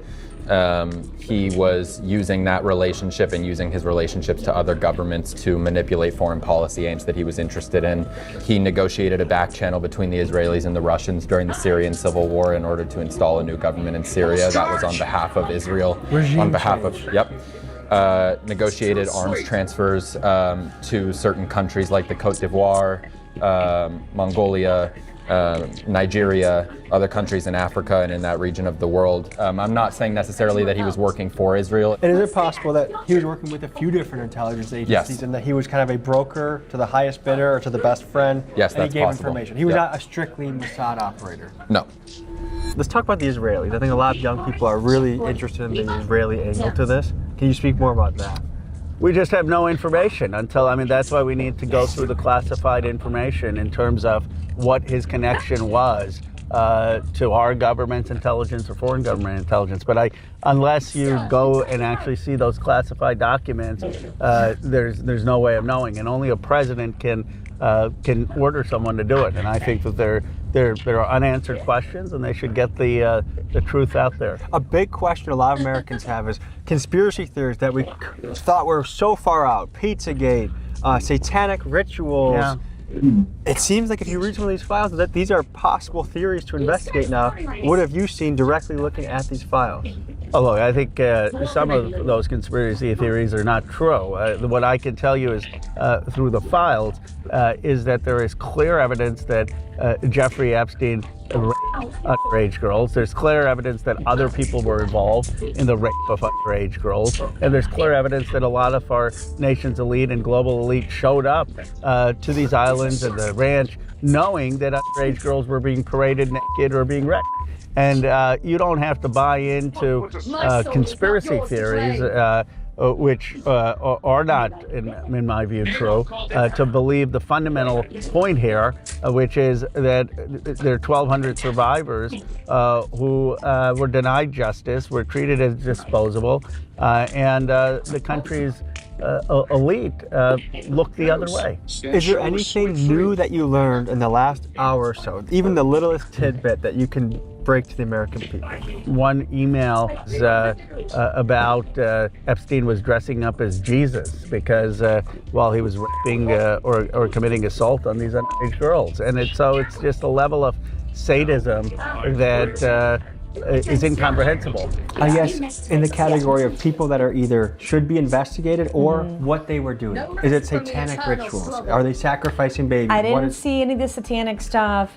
The shrimp, the pizza, the grape soda, a lot of those emails, it just wasn't what you thought it was. And some of the emails about a 10-year-old or an 11-year-old was a female, I believe. I couldn't see the attachment. Presumably it was their child, right? They were sending a convicted pedophile picture of their kid. I don't know why that is. I haven't seen any conspiracy theories that are true. Anything not more yet. I'm not saying it's not there. I'm just saying it's not yet. Can it be possible? I hope it's not. But at this point, we have to investigate everything. And we also have to investigate whether, legitimately, if Epstein was, killed by the government to cover up for, all these rich men. Because there's a lot of questions, I think, that legitimately we should be asking right now. After you've seen some of these files, do you think these have possibilities? Yes, you don't talk about jerky and pizza and cheese and soda pop. Like, I've been to a couple multimillionaires' houses, one billionaire's house. They don't eat anything that isn't like organic, pre-prepared by some person who's catering or a chef. They have a waiter walking around. There's people walking around with glasses of things. I was at a party where there was a line of IVs of like multivitamins. People were plugging into themselves. Like, they take health and longevity extremely seriously. They're not eating Domino's. Folks, as we dig into the files, let's break down the code words used throughout. Innocent sounding food references have a darker significance. For example, pizza means little girl, pasta means little boy. Another word used frequently is goyim, meaning non-Jew. Epstein and his network often mock how goyims have to do lower class things like work to make money or wait in lines, and they express a desire to be in goyim-free gatherings. Now, these revelations are breathing life into the once dismissed Pizzagate conspiracy. Is it outrageous to say that there are baby sacrifices, satanic rituals being conducted? It is absolutely outrageous. I would to say, but is it false? Wolverine. No, not Wolverine. I would verge on the side of saying no, it's not false, but it is outrageous to say. It's pretty well documented that there is some sick shit happening. And you think it should be under investigation whether people were killing children and eating babies? Yes, but it won't be. Not in my opinion. I mean, a lot of Americans are afraid that no one is going to get in trouble. That's what it feels like right now. No one, let me tell you right now, let me be very straight. No one is going to get in trouble. Nobody is going to go to jail. I promise you, nothing's going to happen. And that in their lies is the problem, which is why we need the Epstein victims to be louder than they've ever been before. And we need to just shove it in the faces of people in power in the federal government until they do something and until laws are changed. I want to circle back to what you just said. You said pretty confidently that you think no one will get in trouble. And I don't no think anybody's going to go to trouble. Why do you think anyone's going to jail? Because I have no confidence in the justice system.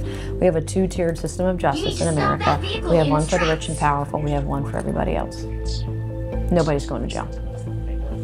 It's personal for me because I met these survivors. I get survivors texting me saying, giving me names of people who I should be sending to justice, that they should be investigated. If you really believe in this, you should at least call for Howard Lutnick to step down. Howard Lutnick, our Commerce Secretary, whose sons are facing allegations of profiting big time off the very tariffs their dad helped create, the guy who just got caught lying about his ties to Jeffrey Epstein, and the same man who eventually had to admit he didn't just go to Jeffrey Epstein's island, but he brought his kids there? Yeah, this guy might need some further investigation. How can you have someone like that be our representative for business to the world? Do you think anyone else will get charged? Yeah, I think so eventually. So you're confident that more people will be brought to justice? I'm not sure it's going to be anytime soon because, I mean, what this feels like to me is still a cover-up. But at some point, this president is gone. There's a new administration, and we should have an administration that's going to provide some needed accountability for all these women. They deserve justice. Do you think the American people are going to let this slide? I thought he was dead. You're gonna put me on camera answering that. I don't want this used in my deposition. I think there is gonna be a point where the American people reach a break. I think it's the very reason the Second Amendment exists, is to fight against a tyrannical government. Am I wrong? Bro, I know you got to head out to a vote. I want to leave you with this. First of all, the American people are rooting for you, cheering for what you're doing. Very big fan of that. We will not rest until justice is brought to somebody. Thank you for what you're doing and exposing this. And thank you keep for fighting the good fight. Thank you. Appreciate you. I think we need to take action in the ballot box. We need to take action with how we fundraise for people. I'm not giving a single vote to anybody that protects the files. I'm not giving a single vote to anyone that funds Israel. There's just these fundamental rifts that if a politician does X, Y, Z, we do not support them and they lose a job. And that's the weapon that we have, is our dollars.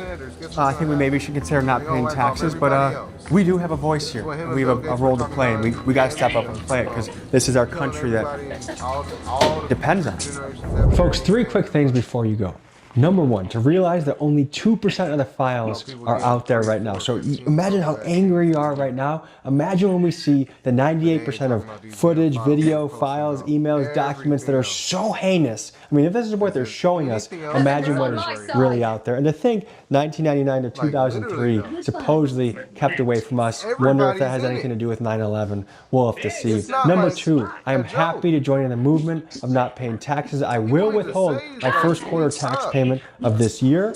And hopefully this movement has momentum so that we can leverage the change we want within our government. And number 3, we dropped an anti-government t-shirt collection on the site, TommyGMcGee.com. Custom art, high quality t-shirts, something that I think encapsulates how we all feel right now about our government.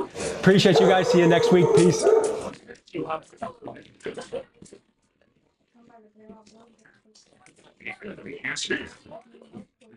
paid at night. Honestly, with the light bill, the FBI has had enough. And right now, with the State of the Union having just concluded, they are making sure that Donald Trump is exposed, they are making sure that Kash Patel is exposed, and they are making sure that this entire despicable regime is exposed. I believe there's a lot of FBI whistleblowers right now who are also working with Democrats on the House Oversight Committee to expose the Trump regime's cover-up of the Epstein files, their cover-up of the child sex trafficking ring. That's why we're seeing a lot of headlines like this right now. Just look at the front page of Drudge. It is not coincidental that this is taking place right as the State of the Union was happening. Paper bombshell. Epstein secret files in storage units across the USA. TikTok, Donald. The DOJ scrubs Trump from evidence. 53 missing pages from an accuser of Donald Trump who was alleging or is alleging that when she was a minor, she was sexually assaulted by Donald Trump. The Dems are launching a probe of all of this, and we're hearing from Democratic Congress members like Garcia that they are in contact with whistleblowers from the FBI who are giving them a lot of important information as well. Now, I want to highlight a few additional facts here.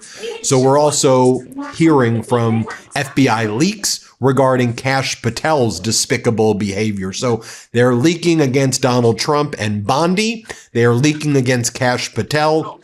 Here's one. There was 2 back-to-back stories on this. So number 1, Kash Patel flights. One of the things that we are hearing about is agents with the FBI's Elite Evidence Response Team were delayed in reaching the scene of a mass shooting at Brown University. Remember when that took place in December because there was no FBI plane available. Kash Patel was in South Florida living it up at the time with one of the FBI's 2 available jets. Here's what Senator Dick Durbin has said. Whistleblowers within the FBI have revealed in the immediate aftermath of the murder of Charlie Kirk, the FBI's shooting reconstruction team was asked to fly to Utah to aid the investigation and process the scene. However, the team's deployment was delayed by at least a day because, guess what? The Bureau plane and pilot shortage caused by Kash Patel's private flights. Durbin also says that Kash Patel misplaced priorities and poor management of the FBI's resources, including its aircraft, harmed the FBI's ability to respond to that shooting at Brown University on December 13th, 2025. Durbin says a source revealed Kash Patel previously said at an FBI field office meeting, if you have golf, hockey, fishing, or hunting in beautiful sites, you're going to see a lot of me. And so Kash Patel was bragging about using our taxpayer money so that he can gallivant around the country on these private jets. Here's how MS Now is reporting it as well. Again, he was in South Florida when one of the FBI's 2 available jets were not able to be used because they were flying him around during that mass shooting at Brown University. And Kash Patel saying, I dispute this allegation. I dispute this allegation. By the way, what is Dan Bongino doing? Remember the number 2 at the FBI, the deputy FBI director? So what's he saying right now? He's doing podcasts now because he is out. And you know that he knows where a lot of these bodies are buried from the Epstein files. And he's been spending his time cursing out Candace Owens. And so, I mean, you'll just see the panic on these people's faces. I mean, aren't you both like right-wing podcasters? And you'll hear them go, F you. There's harsh language here, but I just want you to see what the former deputy FBI director is doing right now. Here, play this clip. Fuck you. Fuck you. Go fuck yourself. You demonic fucking scum. No rest from the eternal struggle. So Donald Trump's own FBI leaking against him finally because they see all of the destruction that Donald Trump and his despicable regime are causing. I want to bring in right now the former head of the FBI field office. Can we bring him in? David Sundberg. So he led that Washington field office since 2023. He was pushed out by the Trump regime. In 2002, he joined the FBI. He rose through the ranks. He's formerly Air Force, former law enforcement. He's actually running for Congress in Maryland as well. Here's an interview I did with him because I want to get the perspective of this guy was the top guy, the top FBI official in Washington, D.C. He ran the field office. 1,600 agents and other staff reported to him. Half of them were agents reported to this guy. So let's bring in Dave Sundberg. It's great to see you. Dave's also running for Maryland's 5th Congressional District. You entered the FBI 2002. Before that, you were Air Force. Not a political guy at all. Never thought that you'd actually be really running for office. But, you know, as I've said to a lot of people that have dealt with this Trump regime, I wasn't a political guy really at all until I was a lawyer, you know, until politics hit me. And I was like, I got to do something, you know, about what's going on. So we've got a lot to discuss, Dave, especially as thousands of FBI agents are either being forced out or quitting, and they just can't handle these conditions there. So I just want to get your first reaction when people were, but just so people know too, the field office in DC has about 1,000 people there. Half of them are agents. So when you're the leader of that field office, you're supervising a huge amount of people that are at that office. So talk to us though, when you see that behavior, Kash Patel chugging the beer, the spokesperson saying he's not going to the Olympics, you know, to me, the FU to the American people, Trump calling and mocking the women's hockey team. What was going through your mind? Well, thank you very much. And I really appreciate the opportunity to be on. Let me start by congratulating both the men's and women's U.S. Olympic hockey teams for incredible gold medal wins. And frankly, my thanks, and I think all Americans' thanks to all of our athletes who, in a difficult circumstance, went to represent our nation at the Olympics, which is such a tremendous tradition for us. And they're at the peak of their athletic careers, and I compliment every single one of them. I think there are two things that I see when I see those videos and what's happening, and frankly, the first is I'm embarrassed for the FBI, and the second is really that it doesn't appear to be new. I'm not surprised to see something like this again. The FBI I was in kind of lived under a golden rule of not embarrassing the agency. And I think that's important for a number of reasons, and especially important when you talk about the senior leaders of an organization such as the FBI or any of our government agencies that carry such heavy responsibilities. And that is that people watch what you do all the time. I learned that lesson as I came up through the FBI. As you mentioned, you know, I started in the Air Force, and then I was a local police officer and detective before joining the FBI, where I spent more than 2 decades before taking over as the head of the Washington field office, where we worked some tremendously important cases. And I knew every day that all of the employees of the FBI, and frankly the public, were watching how I conducted myself and what I did. And fairly, they were also watching the things I didn't do, what I wasn't attending to, or what I didn't think was important. And that matters because the reason the FBI is able to accomplish this mission is because it has the trust of the American people. And we may be losing that trust. It is very important at the end of the day for an FBI agent to be successful, to be able to get victims or witnesses to talk to him or her with honesty in times that may be really risky for those people. And they've got to trust that this FBI agent they're going to talk to, who, you know, could be out canvassing a neighborhood, doing interviews to find the kidnapper of Nancy Guthrie, or could very importantly be working a case we should have in broad, under open conditions, working with the state to investigate the use of force by ICE agents that led to the deaths of Renee Good and Alex Preddy.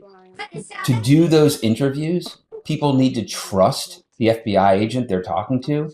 And now every FBI agent who goes out into our country to do the job on behalf of the people starts that conversation with the American public having watched the FBI director, as you described, in a locker room spraying beer. That's not how we want to start those conversations. And with the exodus of, maybe 1,000 or more, agents and even probably more staffers, and the purge by the Trump regime of senior executives like yourselves and others who have built this institutional experience on very, on the highest risks to our country. For our audience, can you describe just how dangerous is it right now? I mean, in terms of what's not being investigated with the brain drain that's occurred. How do you describe it? How do you see what's existing right now at that agency? Yeah, it's tremendously challenging to accomplish the mission right now for a number of reasons. And, some of those are where we are putting the agents and analysts and their efforts and what work they're doing. The FBI has traditionally not worked immigration matters outside of its own cases. And when we push FBI agents to do that work, or in the case of Washington, D.C., to have agents walking the streets as if they're, part of the Metropolitan Police Department, immediately, even outside of those roles, we're taking them away from the things that they should be working on because only the FBI can work on them in such a capacity. Those are terrorism cases that are not getting as much attention. Those are cyber cases that could be national security cases, or they could be criminal cyber cases in which Americans are being defrauded of tremendous amounts of money. They could be complex healthcare fraud investigations or espionage cases. And just putting the human capacity of the FBI on other projects that are not traditionally FBI priorities, and certainly we have other agencies that are supposed to attend to them. That by itself takes away from the attention we can give an already strapped FBI to conduct its national security mission and to work these really significant criminal cases on behalf of the American people. Additionally, by putting them in that position, we continue to detract from the public trust in the agency. And as I said, the trust of the public is essential in accomplishing the mission of the FBI. Our government works at the consent of the people, and law enforcement at any level, and I've worked at local levels and at federal levels, we are unable to provide good policing and good national security if we lose the trust of the communities we work in. And look, we'll talk about your congressional race right now and why you stepped in, to run for the 5th Congressional District. It's a very crowded primary there. So I want to talk in a bit about what do you think separates you from some of the Democratic primaries. For everybody knows, that's Steny Hoyer's seat that he's had before I was born. I think he had that seat in 1980 and he announced his resignation soon. It's Maryland's 5th. But, to me, when I'm watching, when I'm seeing the FBI behavior, in many ways, I think the hard part for us all is what we're watching is so clownish. It's so juvenile. It's surreal. It doesn't feel like this could even be a real thing. It's like we're living a simulation and a parody because, look, you're a serious dude. When I think about FBI agents, I think about real serious people who go in every day, and every microsecond of the day is done with intentionality and purpose, and even the smallest aberration from the mission, could be viewed with discipline. And, that's what I think about the FBI. And then I see, this craziness out there, and I almost don't have the language to be like, what the F is this? What the F is this all? And I think that's also why you decided to run, because it is like what the F is going on with our country? Like, it's ridiculous, and it's authoritarian, but it's also weird and strange and demented. And I'm like, what, I grew up with value. Your word is important. You keep your contracts, you do things. These people, it's just craziness that's out there. Yes, agreed. And that's really challenging for people in government, not just in the FBI. I mean, there are so many federal employees who are doing their best to do the job they signed up to do. And they signed up for a reason. I mean, I used to tell the people working with me in the FBI that we all signed up for the same reason. It didn't matter if you were an FBI agent, you were an analyst, you were a linguist, you were an attorney, a professional staff. It didn't matter. We're all there to accomplish a mission. We needed to do that together. And it is a very, very tough place to work. It is full of really great people who, took federal civil service jobs in order to fulfill a service obligation to what they consider to be the most important thing that they can do. And so why am I running? I'm running, frankly, because I've decided that being angry is not enough. The final 10 seconds, I'll be mine.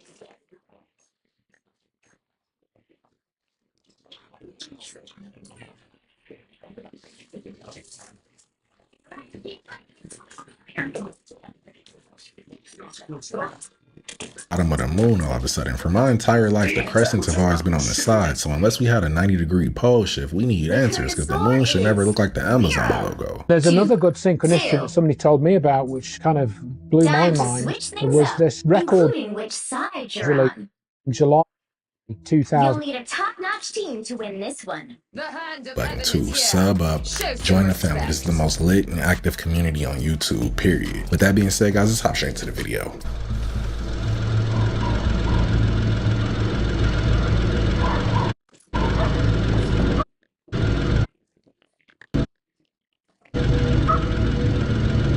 The real elephant in the room is the crescent being at the bottom of the moon all of a sudden. For my entire life, the crescents have always been on the side. So unless we had a 90-degree pole shift, we need answers, because the moon should never look like the Amazon logo. There's another good synchronicity that somebody told me about, which kind of blew my mind. It was this record that was released in July 2001 by a group called, you're not going to believe this, I Am the World Trade Center. There's a group called I Am the World Trade Center, and on an album which was called Out of the Loop, you can see, go down the track list on Discogs. If you look at the 11th track on the CD, it's called September. Right there, you've got the name of the place and you've got the date, all encoded on the album, which was released in July 2001. There's just no limit to my fascination with those syncs between pop culture and real world events. They don't even hide the truth in plain sight anymore. They just straight up telling us that band name alone says everything. A strange humanoid figure dug up during renovation work in what used to be a church graveyard. According to the OP, the discovery was made on their parents' property, a converted church now undergoing renovation. Workers uncovered the unsettling figure buried in the ground near the yard. Its appearance immediately sparked debate across Reddit. Some suggested it could be an old folk art effigy, perhaps made by someone centuries ago as part of a ritual or warding charm meant to protect the church grounds. Others believe it could be a mummified figure or a relic created during one of the many reconstructions the site has undergone over the years. They probably shouldn't be holding it if they don't know what it is, because for all they know, it could be a 14th century voodoo doll and they out here playing with it like it's a G.I. Joe. Holy guys, we have just got the first images of not Prince Andrew after he was released from police custody, being questioned for about 12 hours straight. And what the did they tell him in there? Because brother looks shook to his core. I genuinely thought that this was AI when I first saw this image, but no, it is completely real. And to make matters even crazier, they arrested him on his 66th birthday, and he has now become the first British royal to be arrested by police in nearly 400 years. We are living through history every day this year. Now, he remains under investigation for his ties with Jeffrey Epstein, so when we have an update on what happens to him next, I'll let you guys know. If he looks like this after questioning, then he's not gonna make it a day in jail. That's the look of a person who just realized he's about to go from eating champagne and caviar every day to bologna sandwiches and chocolate milk.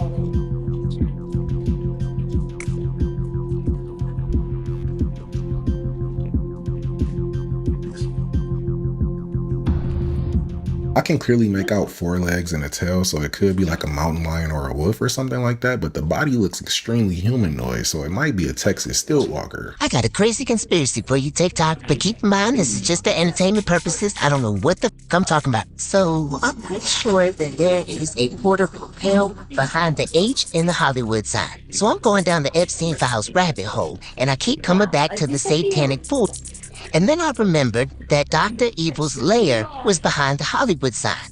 And then it clicked to me that in Percy Jackson, that little portal to hell was behind the H in the Hollywood sign. And then I remembered Wizards of Waverly Place. And in the episode called Dancing with the Angels, funny enough, the portal to this little hell world was behind the H in the Hollywood sign. And what's crazy is that in each one of these movies and TV shows, behind the Hollywood sign is somebody evil. Like this guy right here hijacked the moral compass so that he could influence everybody in the world to make bad decisions. Now, ain't that just like Hollywood? Don't they sit there and brainwash us through the movies, music, and TV shows to get us to do whatever they want us to? And then in Percy Jackson, they literally went to hell.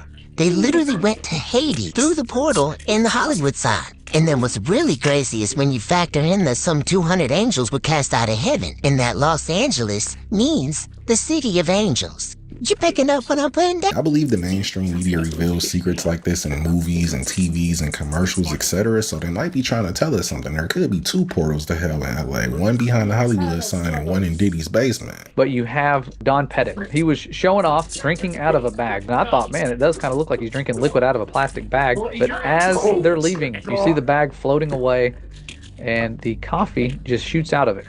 Teleports outside the plastic. The plastic is still there.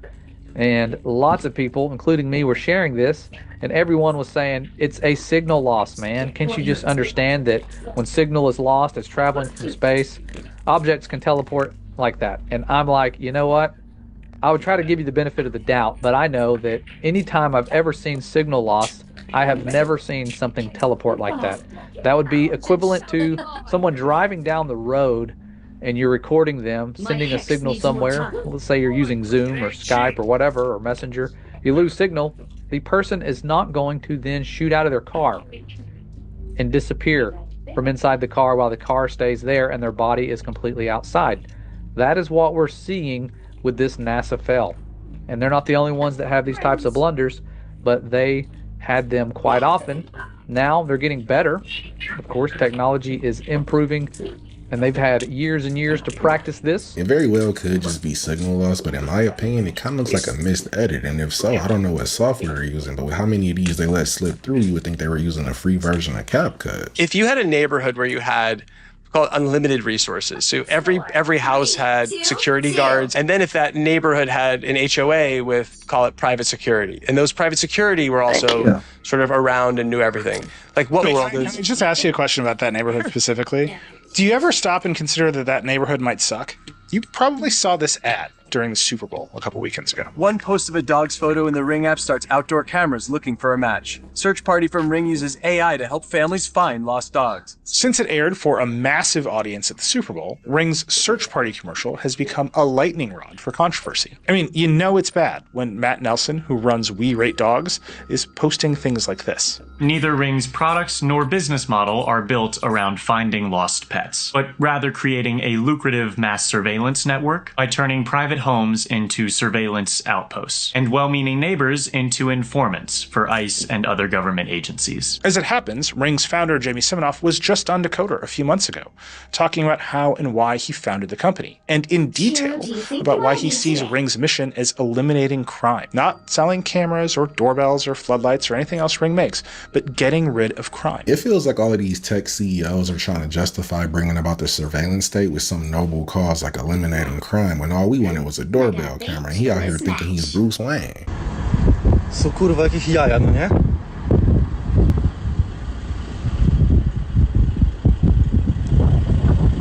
Ludzie, tu nikogo nie ma. Ja się zawróciłem, żeby to nagrać.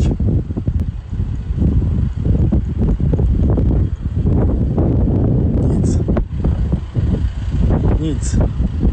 To się ciągle buja.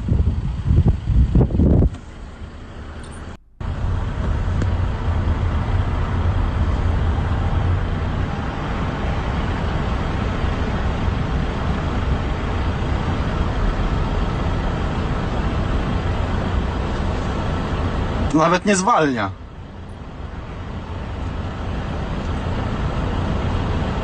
Czy jestem właśnie świadkiem jakiejś anomalii?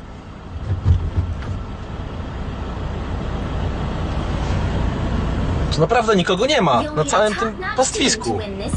Nie ma nikogo, kto mógłby to robić. To jest po prostu długa deska.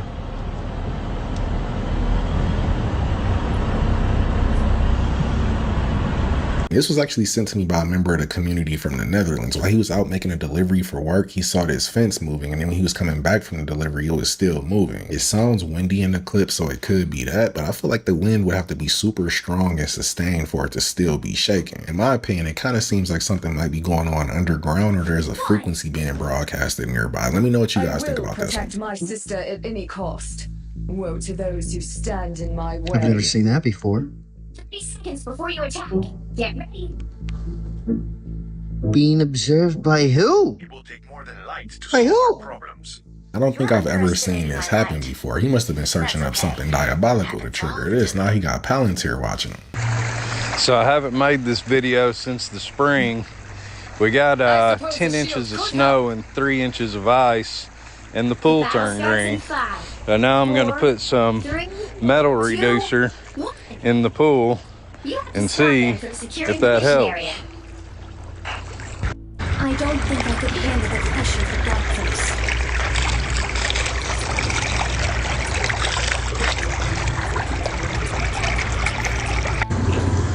2 minutes after I put the metal reducer in the pool. Here's what 5 minutes looks like. After 10 minutes, it looks like this. Why? Why are they spraying metal in the air? What benefit other than geoengineering the weather is there to the people of America? How long are we going to let them continue? I feel like weather modification primarily benefits corporate farms by allowing them to spend less on irrigation. And if we know anything about America, corporations mean a lot more to the government than we do. So if it comes down between our health or corporate profits, you know who they choose. And the only thing we can do is fight back with our wallets. Gilan? Do I know you? You like Gilan? No, sorry. No? Oh, I used to order Hello Pizza off of her. Oh, really? She always delivered, yeah. Oh,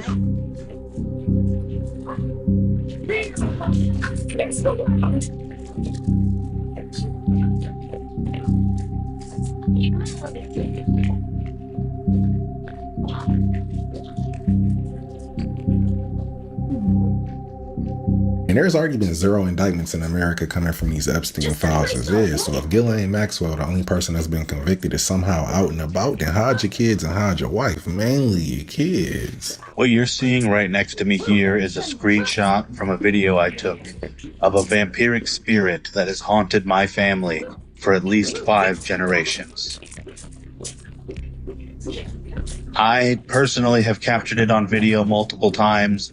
I have writings about it from my ancestors going back, like I said, 5 generations. This is the clearest image I have gotten of it. I will go ahead and zoom in so you can see it a little better. Now, when I first posted the video, I had a lot of people tell me, oh no, that's a gray alien.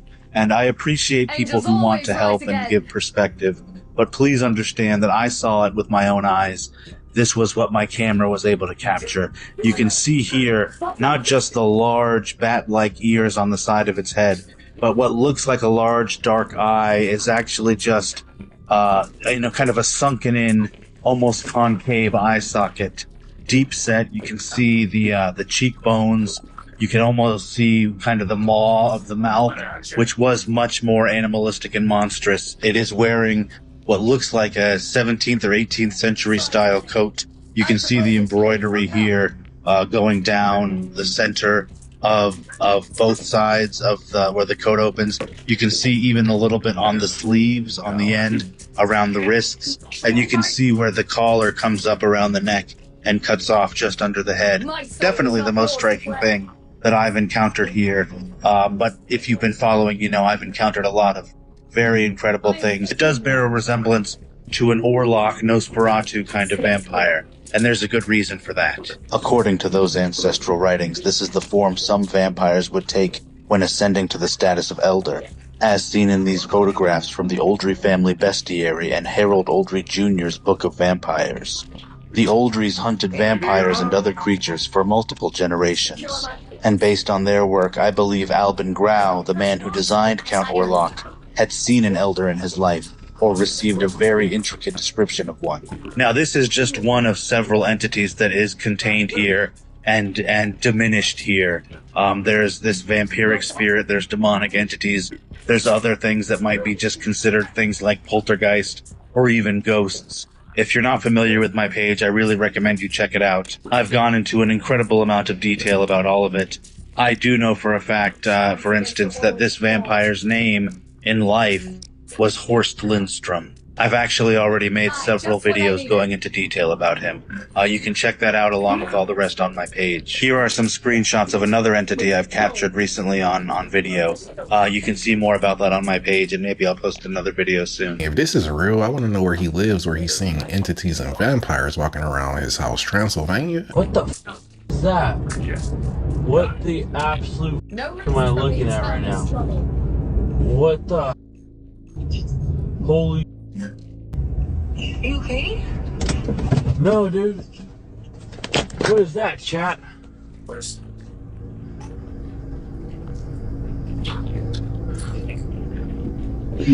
me go to your stream.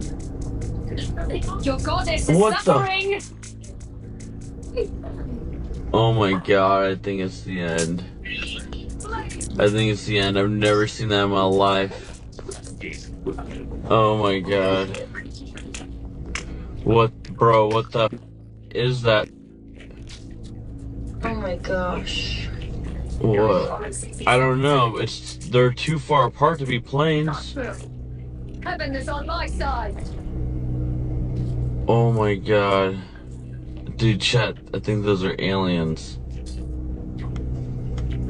Why are they like that? Like, they would never, no plane would be lined like that. These could be drones, but I'm pretty sure drones are required by the FAA to have blinking indicator lights. So these are either 3 orbs in formation or a TR-3B. Have you heard of the headless men known as Blemmyes?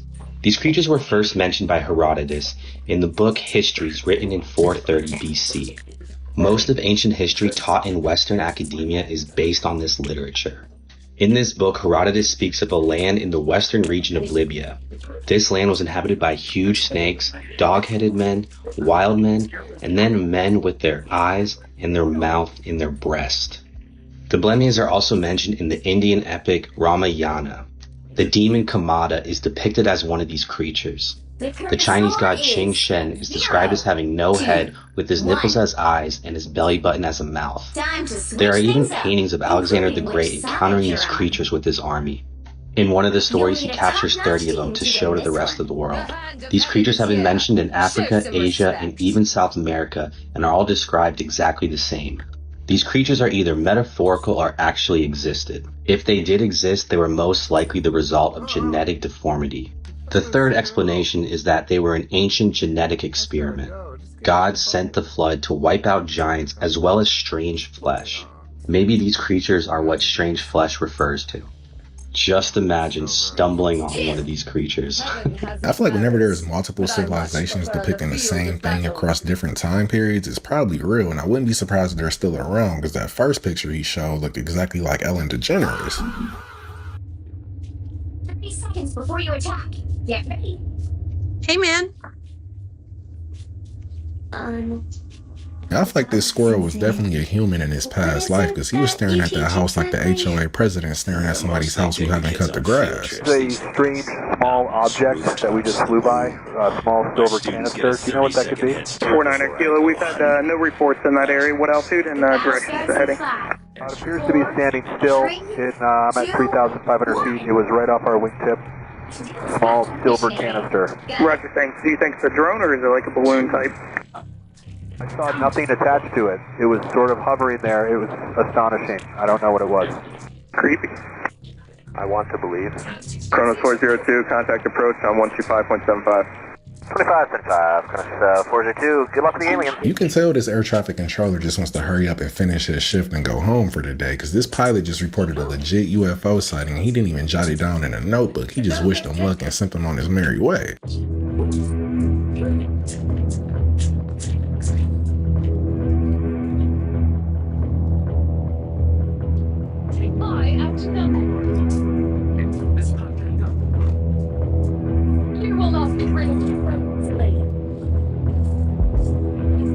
I feel like it might just be some sort of vertical drone, just based on the fact that nobody else in the road stopped to look at it. Because I know if I saw a real UFO floating across the street, I'm stopping. 2 alien skeletal remains have allegedly been recovered under a church in Mexico, right?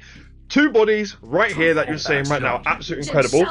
This was on News Nation with Chad Rubichel, who is a United States Marine Corps veteran, and with the TAD Recovery CEO, T.W. Mock, talking about the process, what happened, how they recovered these things, and what they found. The 2 skeletal bodies, and allegedly a carving as well, depicting these 2 beings with spears, the ones that are referenced, and these are dating back to around the 1600s. Now, there is talks that they are alluding to that a lot of these churches are also spiritual sites, things of that nature, have been built on top of crash sites or things related to the UFO extraterrestrial phenomena, right? Now, allegedly, 13 operatives reportedly died while attempting a recovery prior to the 2 guys finally recovering these remains that we're seeing here. Check this out. It is incredible. Okay, so we've got an image that we've put up here of what appear to be 2 skeletal remains. They're clearly not human. If we believe what you've been told about these remains, they date right back to the 1600s. Correct. Talk me through what we're looking at here. They appear to be non-human. Talk me through what you're looking at. I'll move back to the original carving stone. That was one of the first objects that was identified. And that particular stone had a reference of 2 skeletal looking beings, and one was stabbing the other on this stone. And then that stone was actually date stamped back in the 1632-34 range. Then that leads me to the skeletal remains that were found secondarily. And then you put that, and I go back to this because it was carved in stone. It resembles the artifacts that I found as skeletal remains, and then subsequently, anyway, I was trying to process all of the information as it came together, and subsequently that led me to a place of saying, well, this isn't us, this isn't human. If these skeletons are real, then they could belong to some sort of extinct bipedal ape, but looking at the eye placement and the small nostrils, these might be humanoid lizards. So a lot of people in my comments have always been talking about Black Panthers, and I've done an episode over Black Panthers before on the podcast. But someone sent me a video, and I want y'all to tell me, because that I'm gonna slow it down and everything, but that looks like no doubt a Black Panther. Like, it's chasing 4 deer. He gets it while he's driving down the road, and I'm gonna tag him in the caption. Dalton, or it's a 405 Dalton out of Shawnee, Oklahoma. See about it. That's very interesting. Is the tail. Like I said, the tail is always very interesting. It's longer in the way that it's running too. And also too, they don't really give out a lot of bursts. The big cats are not really, besides the cheetah, they're not chasing. They're preying upon and then they're pouncing. Let me know what you guys think in the comments, and it's crazy out here in Oklahoma. If you guys remember those Tiger King documentaries on Netflix from a few years back, I'm pretty sure Joe Exotic's Wildlife Park is in Oklahoma, so this could be one of his Black Panthers on the loose looking for Carol Baskin.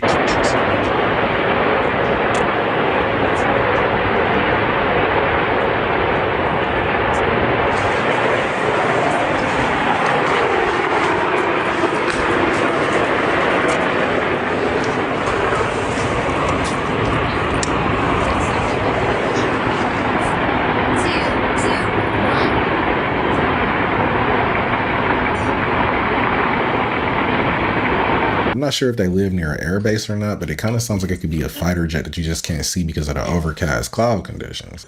Now, I know I said, look at the race grades on it.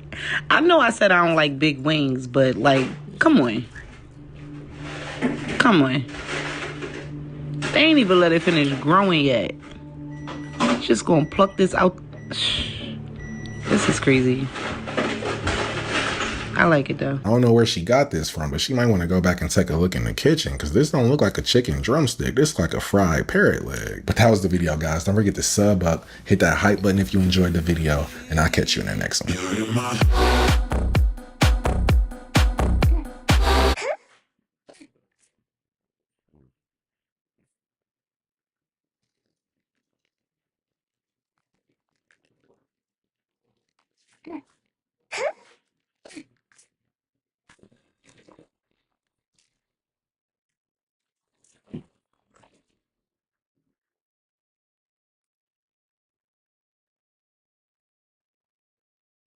Who do you think you want to be today?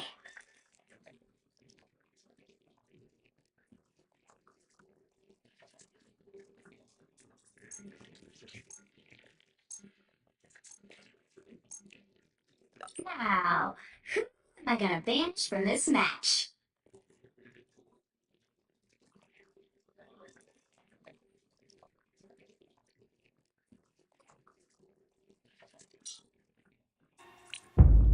In 2016, a young man in Coeur d'Alene, Idaho fires 6 .45 ACP rounds into his pastor, who he is adamant is a reptilian alien in disguise, before jumping on a plane, flying cross-country only to be arrested at the White House. The pastor miraculously survives. Even a point-blank shot to the head, not enough to take him down. In 1982, a check bounces, so a shipping company sends a truck to repossess their cargo container. The container was so heavy, lifting it onto the truck snaps the winch. A worker is sent in to see what cargo is causing this container to be so heavy, only to find approximately 16,500 dead baby fetuses inside. In 2019, a couple in Wales begins to hear faint screams emanating from the walls and floor of the basement of their flat. Audio equipment reveals blood-curdling screams and desperate cries for help. The couple records hours of audio, capturing extremely disturbing evidence of something horrifying happening under their feet. They're ignored by law enforcement and made out for fools in the media. But a local conspiracy begins to close in on the couple, causing them to flee their home, never to return. Every once in a while, I find a case that seems like the tip of a colossal iceberg. Events, deaths, and mysteries so confounding it begins to feel as though the veil has been pierced, and the whole world is about to be exposed to some horrific truth. Then, they're just gone. A blip on the radar and then nothing. It's as if the details you remember never existed, and the write-ups that remain, if any remain at all, lean towards complete skepticism or disbelief in general. In my experience, those cases don't just disappear. They're suppressed, hidden, and buried. These are 3 such cases. Cases I refuse to allow to become memory hold. But I was born of Asgard. Ooh, so you know Thor then? He and I go way back. We're totally battle bros. The battle starts in 5, 4, 3, 2, 1. What we need to do is capture the mission area. Got it?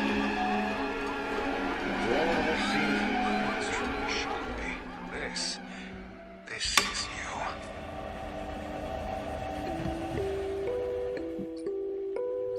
On Tuesday, March 8th, 2016, tourists taking photos of the White House saw a young man tossing something over the black iron fence surrounding the historic building. Secret Service agents approached the man, who seemed to be attempting to deliver something directly to President Trump. They apprehended him and ran his name, Kyle Odom, through a law enforcement database. Kyle was a college-educated Marine veteran, and to their shock, he had a red flag warrant out for his arrest, issued just 2 days prior. The charge? The attempted murder of his pastor, Tim Remington, all the way back in Coeur d'Alene, Idaho. What led Kyle Odom to the White House and caused him to do what he had done was documented thoroughly in Kyle's own manifesto, a 42-page document revealing the bizarre, twisting rabbit hole that led him to the darkest depths imaginable. To put it plainly, Kyle had waited for Pastor Tim Remington to leave church. Once Tim was at his car with his back turned, Kyle, standing about 15 feet away, raised a .45 caliber handgun and fired 6 shots, one of them striking Remington in the head, lodging near his brain, one collapsing his lung, and the rest striking his shoulder area. Why?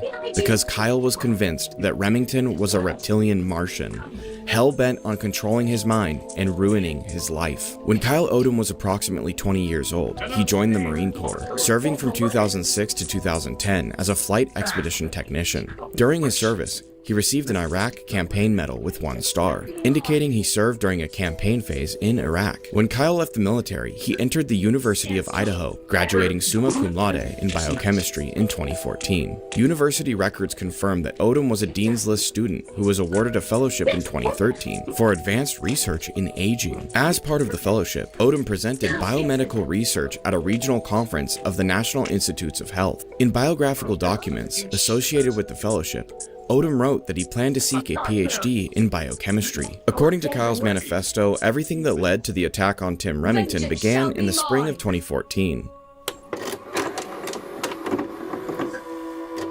Everything started while I was at University of Idaho. Spring 2014 was my final semester, and I was taking a heavy course load. Look at my transcript. I was very stressed due to the intensity of my schedule, so I searched for a way to cope. I discovered meditation, which seemed to help, so it became a part of my daily routine. As I learned more about meditation, I became interested in consciousness and our ability to affect it. I kept working on my meditation techniques and began achieving extreme states of consciousness. Today's video is all about disturbing unsolved mysteries. But you know what shouldn't be a mystery? Your health. That's why I need to tell you about the sponsor of this video, ZocDoc. ZocDoc is a free website where you can search and compare high-quality in-network doctors, choose the right one for your needs, and click to instantly book an appointment. We're talking about in-network appointments with more than 100,000 healthcare providers across nearly every specialty, from mental health to dental health, eye care to skin care, and much more. You can filter for doctors that take your insurance, are located nearby, are a good fit for any medical need you may have, and who are highly rated by verified patients. You can also see their actual appointment openings, choose a time that works for you, and click to instantly book a visit. Plus, ZocDoc appointments happen fast, typically within 24 to 72 hours of booking. You can even score same-day appointments. You don't have to talk to anyone, just book with a few clicks. So stop putting off those doctor's appointments. Go to ZocDoc.com/parapsych, link is also in the description, to find and instantly book a top-rated doctor today. And thanks so much to ZocDoc for sponsoring today's video. Kyle goes on to describe a bizarre encounter he experienced during meditation. One night in February of 2014, it was the most profound experience I've ever had. I was lying in bed meditating, then suddenly left my physical body. I entered a space that was completely dark and had no awareness of my physical boundaries or orientation. I felt very peaceful there until the blue light began to approach me. As the blue light got closer, I realized it was another being. Once I was in the being's presence, I felt an immediate sense of wrongdoing. It felt like I was being told, "You shouldn't be here." I instantly conceded and felt so guilty. I began to distance myself from the being. This had some kind of impact on them and seemed to change their mind about me. The moment I began to distance myself from the being, I became overwhelmed by a feeling I can only describe as unconditional love. During this part of the experience, our minds became connected. I saw that the being was female. I then began to feel the most euphoric, comforting, and blissful feelings I've ever felt. It was incredibly powerful and life-altering. Next thing I knew, I woke up. I had tears in my eyes and I couldn't get out of bed. I felt a profound sense of loss, like I had just lost someone so close to me. It was very painful. A few minutes later, the experience left my mind against my will, and I went about my day. After that, I had no urge to meditate at all. Every time I even thought about meditation, the thought was stripped from my mind. When I finally did try meditating again, I was unable to achieve anything. I didn't think much of it at the time, but I knew it wasn't going to improve. Ultimately, I decided to give up on meditation and just focus on my classes. Kyle explains how after meeting this exotic entity, everything became extremely easy for him. School had become entirely trivial for him, and he felt as though he had tapped into some kind of hidden power. About a month after the experience, he began interviewing at graduate schools. He accepted an offer from Baylor College of Medicine in Houston, Texas, to work on a PhD in human genetics. Kyle attempted to make things work at graduate school, but inside he was completely beside himself. Not only with how easy everything had become, but with all the issues he was finding in his professor's research and all the projects that were available for him to work on. He felt as though he was the only person able to see all these glaring problems with all these research projects, so he left. And that's when his life blew up. Kyle believed that some shadowy entity wanted him in that graduate program, and that once he left, the entity began dismantling his life in order to force his obedience. He claims 2 students, Eugene and Brandon, who he did not know, tried to force him to return and brainwash him into becoming a school shooter. Once he left Baylor College in Texas behind, Kyle began seeking employment. He had flown out of state to interview with a food company. The interview went poorly due to lack of sleep, which he felt was again some sort of strange interference from the dark beyond.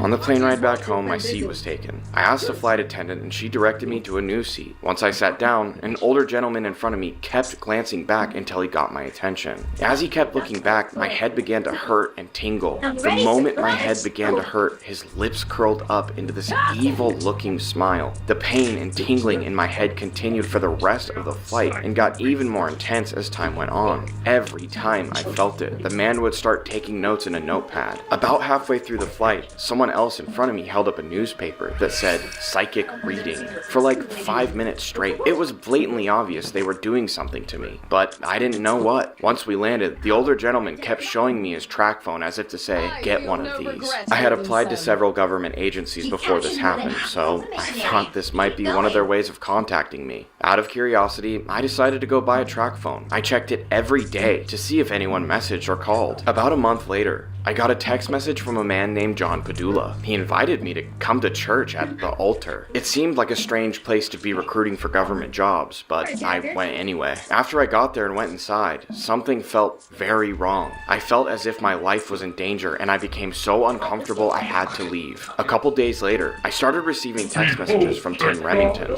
At first, they were innocuous Bible messages, but then he started threatening me. He sent messages talking about their power and other things. He did all of this through Bible verses so it would not look suspicious. I ignored everything until he sent one final text message, which simply said, angels. I thought nothing of it until helicopters started flying around my house all day and all night. At this point, I knew I was in trouble.